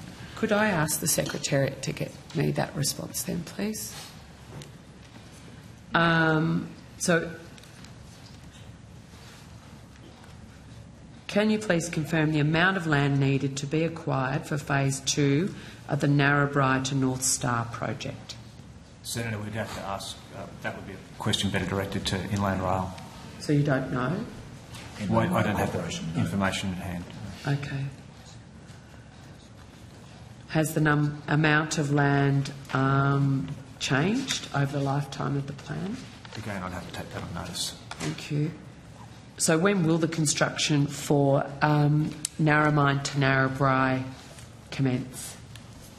Senator, Inland Rail is focused, as per the government's requirement, on delivery south of Parks. It is working predominantly on land acquisition, alignment, etc., north of Parks. And again, Mr Miller can probably give you some detail when he's here later this afternoon. No, I appreciate that's the government's focus. Yep. But the breadth of this project means that you're not all doing one thing. I'm imagining that's a project of this scope yes. and magnitude, whilst that is the focus, and the Minister's been very clear on that, and, you know, we're seeing progress there. When is the plan to start on the end-to-end? So once the government's got more surety of the costs, we will continue to move forward. When will that occur, Ms Hall? So we're still going through, as you know, land acquisition issues. We're going through environmental approvals. We're hoping that with some of the environmental approvals, we will get a better understanding of those costs shortly. I think you've asked previously, Senator, when we're getting our cost assurer on board. We now have our cost assurer on board. So we're hoping within the next 6 months we'll have a better understanding. Of the costs? North of Parks. North of Parks. N2 North Star Phase 2 is still with the New South Wales Government and is at the response to submission stage, with a letter sent to Martin Singleton, Inland Rail's environmental advisor, on the 24th of July 24, asking him to respond to submissions. Has Mr Singleton or Inland Rail responded? I think that's a question for Inland Rail. You have the opportunity to ask them tonight. Yeah. Okay, I will. Just in terms of the costing, verifying the shop reviews costs, when is that work expected to be complete? The first tranche is due to us in May. Senator? May next year. Mm-hmm. Okay. That's right. How handy. All right. Yep. Just in relation to your Karbala question, yes. The original PPR indicated construction between October 23 and November 24. Thank you. Well, that's well past. Just another one from Mark Colton on Inland Rail payment to subcontractors. Is that a question for Inland Rail directly? Yes. Yep. Okay, we'll save that for later so they know that one's coming. I've got a follow-up. And I just had a... Yep. I've got a quick follow-up. Yeah, sure. Just going back to the passenger rail business case between Toowoomba and Brisbane, do we have that to table? Okay, I've just wanted to table a document that I only have electronically at this stage. But this is a question to the Minister for Infrastructure from Mr Garth Hamilton in the House of Reps. Question number 466, if that means anything to people. Could I table that, Chair? Mr Hamilton asks about the business case. And in the answer, Ms King says, and I should say this was dated 6th of February this year, 2024. In the answer, Ms King says, the Minister has not been provided with a copy of the strategic business case. Is that still the case? So you said it was completed in 2022, but the Minister had not been provided with a copy of the case, the business case, by 2024. Senator, so there's a couple of things here. It will be about, there'll be an answer there about what was actually provided to the Minister in the briefing. And whether the briefing was a summary and it attached the strategic business case, which if the answer says no, then I expect we did not. So I'm also... There's no detail of that regard, in that you'll hopefully get it soon. Yep, there you go. There's a copy. So I think, Senator, we received the business case in 2022, and then we worked through with the jurisdictions to make sure that there was no additional work that needed to be done before we actually finally briefed the Minister, which would have been at a later time. But we can come back to you on notice with that. Okay. But it sounds like at least, presumably this answer is right. You'd stand behind this answer provided to the House of Reps that at least as late as February this year, the Minister had not been provided a copy with that case. We don't know yet if the Minister was briefed on it. It says there that the Queensland and Australian governments are currently working together to consider the next steps on the project. Is that still the case, or is this closed now? I got from your answers earlier that decision's been made not to progress. We've now briefed and it has been finalised. So that was an update. Hence the information on the Queensland website. All right, thank you for that. Now, Senator Brown has a few questions. Might get them out of the way very quick. And I've got apparently. Some so, Chair, I'm happy to hand over to Senator Brown briefly. We're going to try and get outcome one done before we can. Thank you. And at 1:15 we'll break. Okay, so Senator Brown. It's very quick. I wanted to ask some questions around road maintenance funding. Is this the right area? Yes. So, can you just describe how the funding is allocated? Sure. We might provide some contextual statements around the new federal funding agreement and the supplementary funding for road maintenance, which has been provided through that agreement.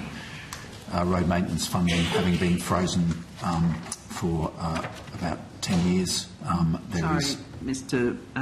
Betts, did you say that the road maintenance funding had been frozen? Had been frozen for a protracted period of time, I think for around 10 years.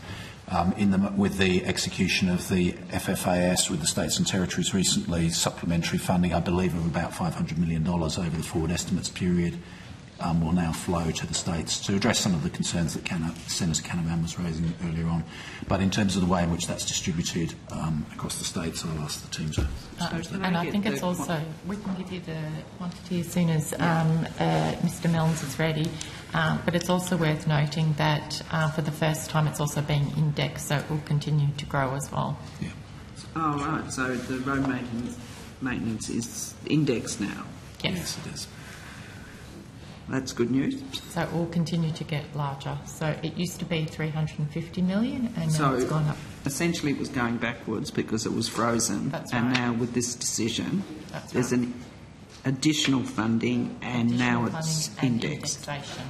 That's okay, correct. so if I could get some information around the total amount of funding and how that funding is allocated. Please. Simon Milnes, Budget Policy and Insurance Branch. So the additional funding over the forward estimates is $510 million, and its allocation across the states and territories is ACT an additional $1.4 million, New South Wales an additional $168.8 million, Northern Territory an additional $24.1 million, Queensland an additional $98 million, South Australia an additional $46.8 million, Tasmania an additional $12.2 million, Victoria an additional $77.6 million, and Western Australia an additional $81.3 million. So that's the additional amounts, but that's on top of... Yeah. That's on top of their normal... Yeah, but could you give me those figures as well? Yes, sorry. Okay. Excellent. Okay. So in terms of the ACT will receive over the forward estimates $5.6 million, New South Wales $552.8 million, Northern Territory $90.8 million, Queensland $423.3 million, South Australia $175.8 million, Tasmania $45.1 million, Victoria $305.6 million, and Western Australia $311.12 million. And there's some criteria around how the states and territories spend this money? Yes, there's a formula for how the money is provided. Well, there's a formula for how it's provided, but not on how they get to choose to allocate the money. It's on, has to be on road maintenance. It has to be on road maintenance, and it has to be on roads that are on the National Land Transport Network. Oh, okay. Do you have some? Hi. Hello. So the way that the funding that Mr Milnes just read out is broken down is it's calculated on the National Land Transport lane length, the daily vehicle distance travelled and the heavy vehicle distance travelled, which is how it's calculated across the jurisdictions. And, yeah, other than that, we've answered the questions. Well, that's good news. It's good to see that the increase and also the fact that the freezing of the previous funding has now been ceased and the funding's now indexed. It's a good win for the states and territories. Thank you. Your call, Senator McKenzie. Thank you, Chair. Just while we're on the earlier question on business case, what's the status of the business case for the high-speed rail project? So the business case for high-speed rail is due to be completed by the end of this year, and they're on track to deliver that. Really? Yes. Yep. And on time, on budget? Yes, Senator. Well done. All right. I've got some questions about the Regional Railway Crossing Safety Program. So when did that campaign, the program commence? Yes, I've double-checked, Secretary. Yes. I've checked my people too. And apparently it's here. Yeah. We have lots of programs. Yeah. It's exciting. It is exciting. I think it's exciting. My children, not so much. Okay, so the Regional Railway Crossing Safety Campaign, I want to understand when that campaign started and, yeah. So, Senator, the campaign itself is actually funded through STEP, our surface transport. The transport people. So we, as part of the Outcome 1, we do have the Regional Level Crossing Upgrade Fund, which is part of the broader level crossing safety package. Yeah. So can you answer any questions about the Regional Australia Level Crossing Safety Program? On the fund itself, yes. Yes. Okay. So there was a campaign run, and I asked, or somebody asked, in budget estimates, what was the total cost of the Road Safety Level Crossing Program? It's a Quon 1108.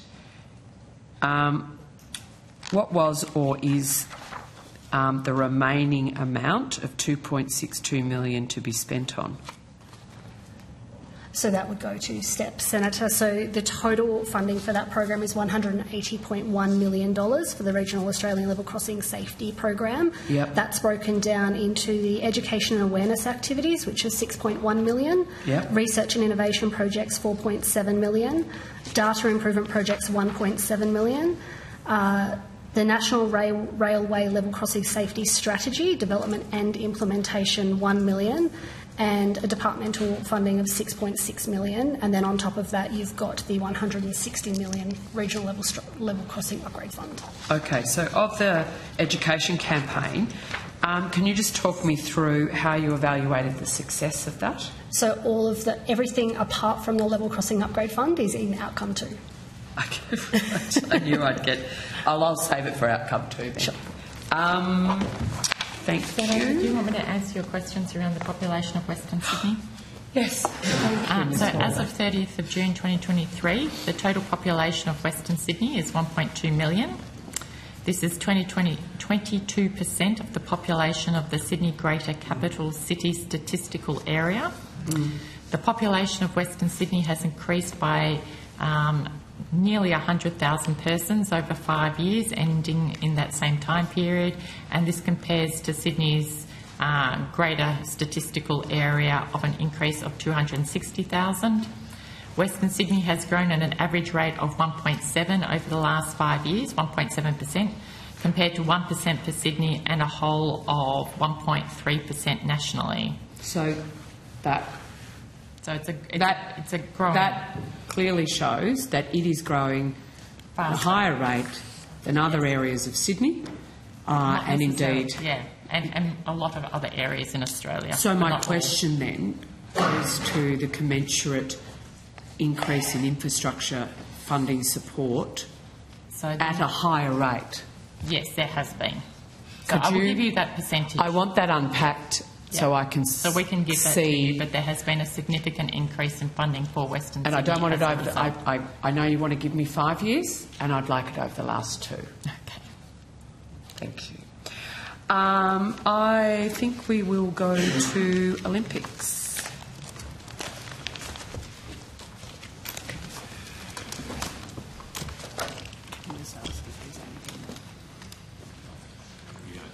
Okay, great. So can I have an understanding of the discussions? Have we... there's been a change with the Queensland Government. Has there been any discussions already started on the Olympic funding agreements, or is it all expected to proceed as planned? I'll ask Mr Brummett to speak to the detail of that. Obviously, the newly elected Queensland Government has committed to undertaking what it's characterising as a 100-day review of the Olympics venues program. Yep. We are continuing to meet with our Queensland counterparts, including as recently as Friday, to make sure that the governance remains in place. But obviously they'll need to work with their government and advise their new ministers on the status of the venues program, and the government legitimately will want to make some decisions about whether there's any aspect of that program that it wants to modify. But I might ask Mr Brummett to add any more detail. Not really a lot to add to that, Secretary, other than the IGA runs to 2033. It can be varied by mutual agreement, but that will continue to provide the overarching governance. And the transport projects that we've spoken a lot about, is there any update on our last meeting? Yours and my meeting, like this. Is there any update? When you say the transport projects, what There was a rail up to the Sunshine Coast. yeah, so Sunshine Coast Direct Rail, we can ask questions specifically on that. Yeah, there's a range of projects that have been that are sort of been planned, funded, and delivered that will contribute to the 2032 Games, including, as the Secretary said, Direct Sunshine Coast Rail, Logan to Gold Coast Rail, Logan to Gold Coast Faster Rail, the couple of projects on the M1, but there are no additional projects. And so, do I take it, Secretary, from your comments that it'll be the venues that are part of that review, not the transport? The current Queensland Government have been explicit that they will also include transport, and particularly Direct Sunshine Coast Rail, and the possible extension to, or essentially, in their view, delivering all the way, or delivering to Maroochydore, that will be included in the 100-day review. Okay, so the 100-day review will be complete by the time we next get together in February, is that correct? Well, the 100-day review is the terminology, and the project. No, I of the appreciate that. Queensland Government said we can't really speak to the timeframes other than... And knowing how reviews go, 90-day review could take 200 days. Hopefully not. And then we can prosecute that at next, find out what changes. So I just want to specifically go to the Toowoomba Sports Ground upgrade proposal. Could you advise of the total expenditure for that? It's one of the minor venues. Zero. Zero? Yep. And the Australian government's made the decision not to proceed with that project, and no payments were made for the project, so the expenditure is zero. So of the $935 million provided by the Commonwealth for minor venue upgrades, how much has been spent? 27 point, how much has been paid to Queensland? Yeah, well, I'm assuming you don't own bulldozers. Yeah. We've made $27.8 million in milestone payments for 5 projects, first milestone And payments. could you just run me through those 5? So this is the minor venues program? That's the project. minor So venues. what are the 5? The Sunshine Coast Indoor Sports Centre. What's going to be hosted there? Sunshine Coast Stadium, Sunshine Coast Mountain Bike Centre, Chandler, and the Chandler Indoor Sports Centre and Precinct, and Brisbane Aquatic Centre. Okay. And so would it be safe to say, given... and nothing for the tennis? No. So it's safe to say in terms of the minor venue upgrades and 27.8 by 5, that's all planning, or is there actual upgrades? So what are the milestones? The first milestone is essentially final approval of the project validation report. So is that what the 27.8 has gone to? All 5 projects have been... Yes. A business case validation? Yep. No shovels in the ground yet? The procurement process is only... the procurement process has commenced on 6 projects, but... Which 6? Or are we going to just add one to that, those 5? I'll have to... It's fine. Check. We've got 3 minutes before we break for lunch. Yeah. 6 that have gone to procurement? Who are they?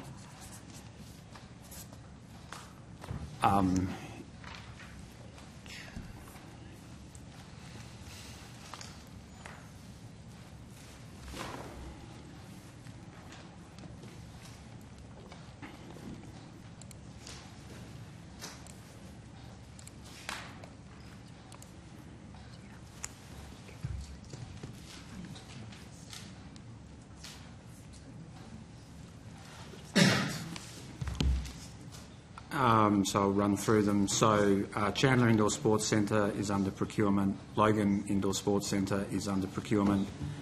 Moreton Bay Indoor Sports Centre is under procurement. Sunshine Coast Indoor Sports Centre is under procurement.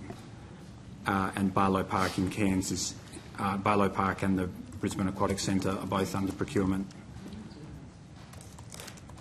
Okay, just on notice, if you could let me know when each of those procurement processes is due to finish. And how is this going to work if the state government's going through a review process and you're in the middle of a procurement? It's not. We're not in the middle of a review of procurement. I know. Sorry, I mean Queensland, we as Team Australia for the Olympics. Queensland run the procurement process, and so they can halt it if they will manage that. Yep. Yep.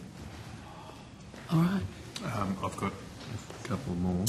Great timing. Before we wrap up, Senator. is that okay? Did you want to... I reckon 5 minutes. And outcome 1 done? Yeah. You can, Sure. if you can give me 5 minutes. I Sure. reckon We'll we just can- extend the break for those listening because we can't unfinished. Done? Okay. Sorry. You got that? This one. Okay, I'll leave that one for you. I'll quickly knock off this one. Apparently in 2019 there were $5 million put towards a feasibility study of a level crossing at Taronga Road in Melbourne. Can I just get an update on whether the department's received a copy of that report? Taronga Road in Melbourne. $5 million feasibility study, apparently. It's on the Glen Waverley train line. If that This is helps. true.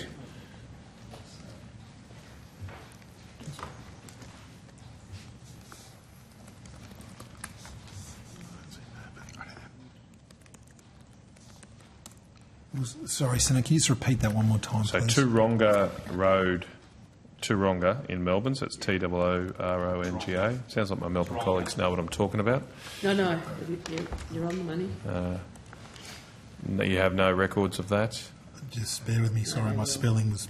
So the spelling of it is T-O-O-R-O-N-G-A. Taronga. Yes. Apologies, I was doing the zoo spelling in Sydney. Yes. Oh, Zooronga. Oh, okay. No, that's Taronga, the Taronga Zoo. to a Okay. Victorian terrible. We got it? So, yeah, the feasibility study was provided to the department in May 2023. Okay, so you've got the report.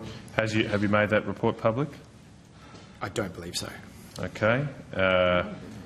Well, can we get a copy of that again? Because you've got the same issue with paper things and then don't own them. What options does the report provide to remove the level crossing at Taronga Road? So it did find that significant further planning and investment would be required to proceed to delivery. Can I get you to expand on significant? So, I'm sorry, that's all I have in front of me at the moment. Maybe if you could take on notice, what are those options? Was there a preferred option?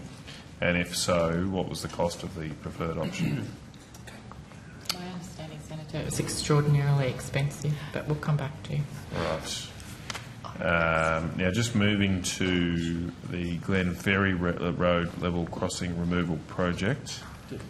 There was also, I believe, some funding allocated for that business case. So Glen Ferry, GLENFERRI. It just flows, Matt. It's just Glen Ferry. Okay, Glen Ferry. Yep. I should have asked this one. Where do you know the area, Bridget? Probably 40 years ago, yeah. No records of that one. It's not. Just a moment. Yeah. Well, maybe we'll let these people search for it. I think my colleague Tim Mackenzie has one other line of questioning. I do. One other line of questioning and then probably we can... got exactly the same questions on that one, basically, when you find it, so we might have time to come back to it. Thank you. So I just wanted to ask about the Cunningham Highway upgrade, including the Amberley interchange. So someone might need to come over to this side to help with that so that Mr Wood can keep looking for Glen Ferry. Oh, you're right to go? We've got it? Okay, so we've got that report. In Kooyong, just confirming. Yes. Glen Ferry Road, yep. So at 22-23 October budget, the Australian Government announced this project would not be proceeding to delivery. The feasibility study was provided to the department in May 2023 and found that significant further planning and investment would be required to proceed to delivery. So it's too costly to proceed with. Okay, that's easy. Likewise, can we get a copy of that report on notice? And just to confirm then, going back to Taronga Road, no decision's been made, no similar decision's been made not to proceed with that? So I think any further decision would be a matter for the Australian Government. Right, but it sounds like on the Glen Ferry one there's been a definitive decision to not there proceed. was decisions on both of them, Okay. Senator. It's just the way that the teams... Could you just clarify that, Ms Hall? What did you just say? Sorry, I missed it. Decisions. So in regards to both of those projects were, my understanding, and obviously before all of our time, but they were both quite costly, and so a decision has been made at this stage not to progress until the Victorian Government comes to us with alternatives. Right. Thank you. Thank you. If their suburban rail loop paperwork's anything to go by, that won't happen. All right. We've got Cunningham Highway upgrade, including Amberley interchange. Minister King announced $20 million on the 27th of September for the business case with the now former Labor Queensland Minister for Infrastructure. When was this funding first provisioned in the IIP?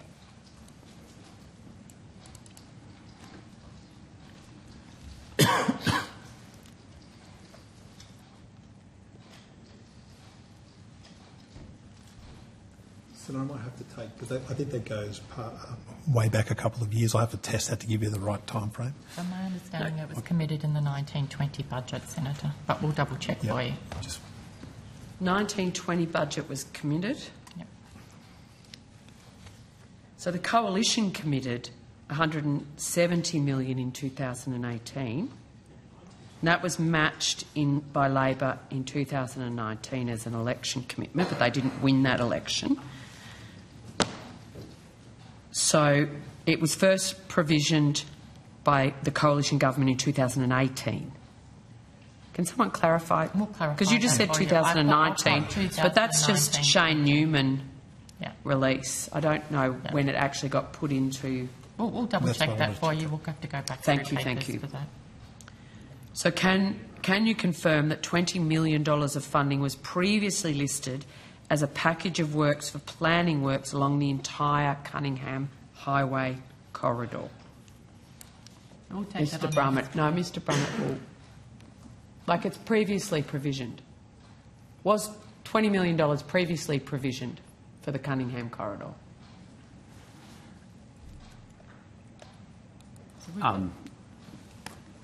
It's not hard.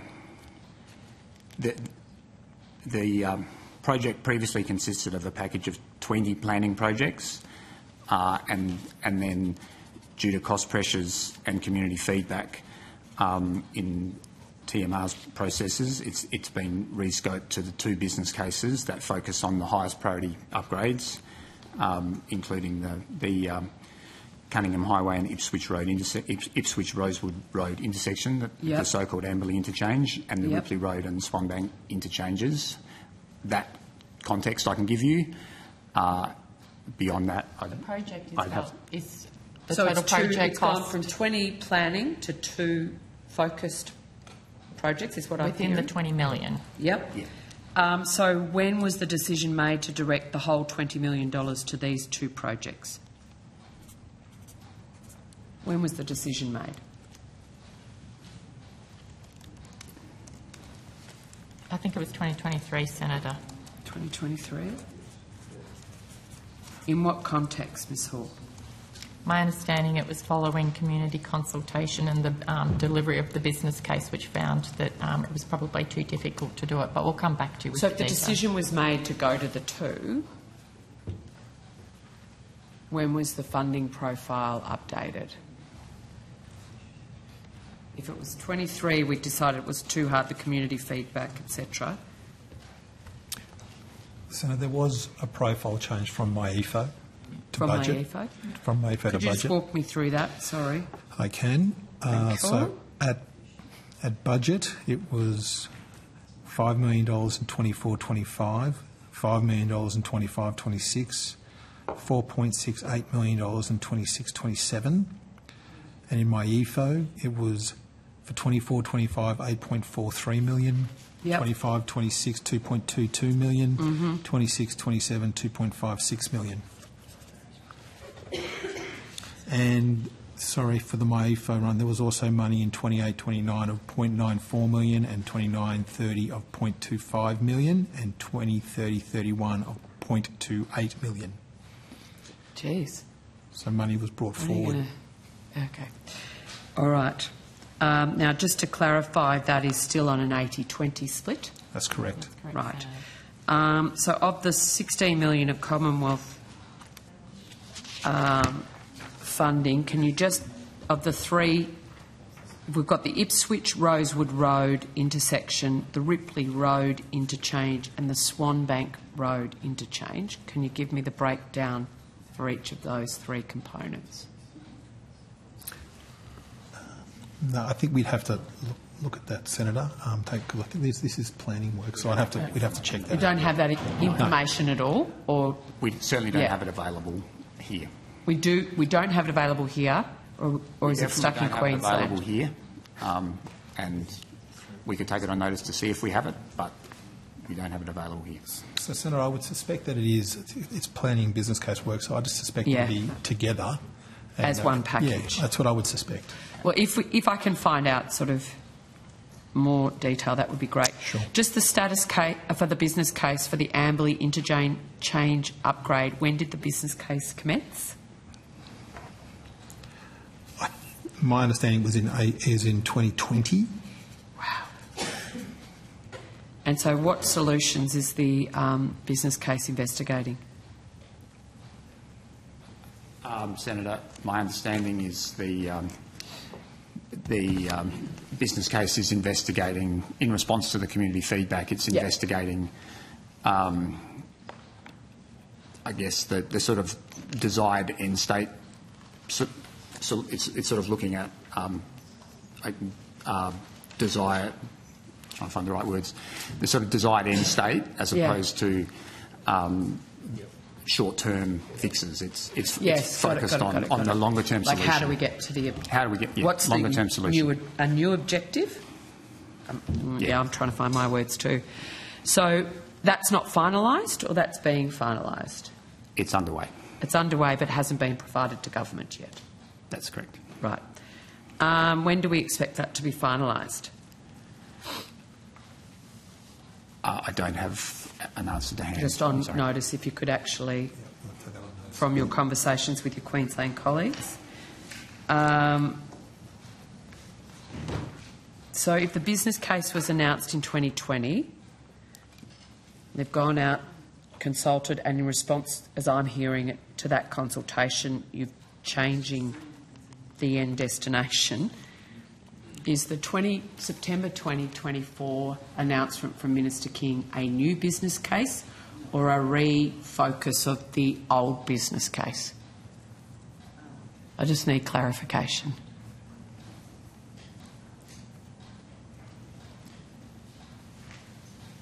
Mr. Byrne?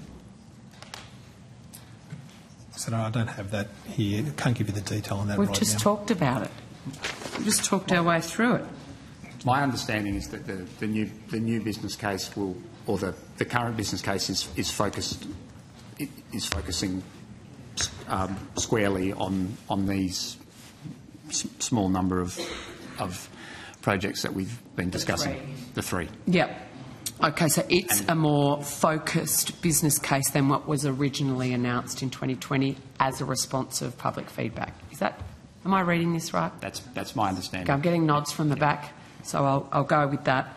So it's not a new announcement of a business case. It's a refocused business case in response to community feedback. A package of 20 planning projects have been condensed down to 3, and that's what the business case is focusing on. What is the current construction funding in the IIP for the Amberley interchange upgrade?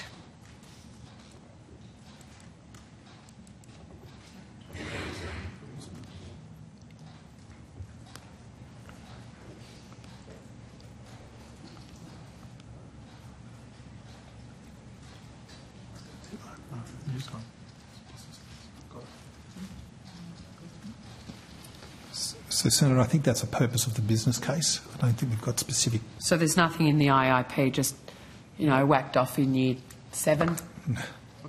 Waiting for the business case? No, not that I can see. No, Senator. So there's no provision in the IIP for the Amberley interchange for the next 10 years, other than the business well, case? That's the purpose of the business case, to work through exactly what they need to do. All right. So there's no indicative time frame for the delivery? Again, that's the purpose of the business case. That's right. Okay. It's just planning funding. Okay, thank you. I think I'm finished. Well done. Outcome 1. Thank you very much. You heard it, Mr. Betts. Outcome 1 can go, and we'll resume.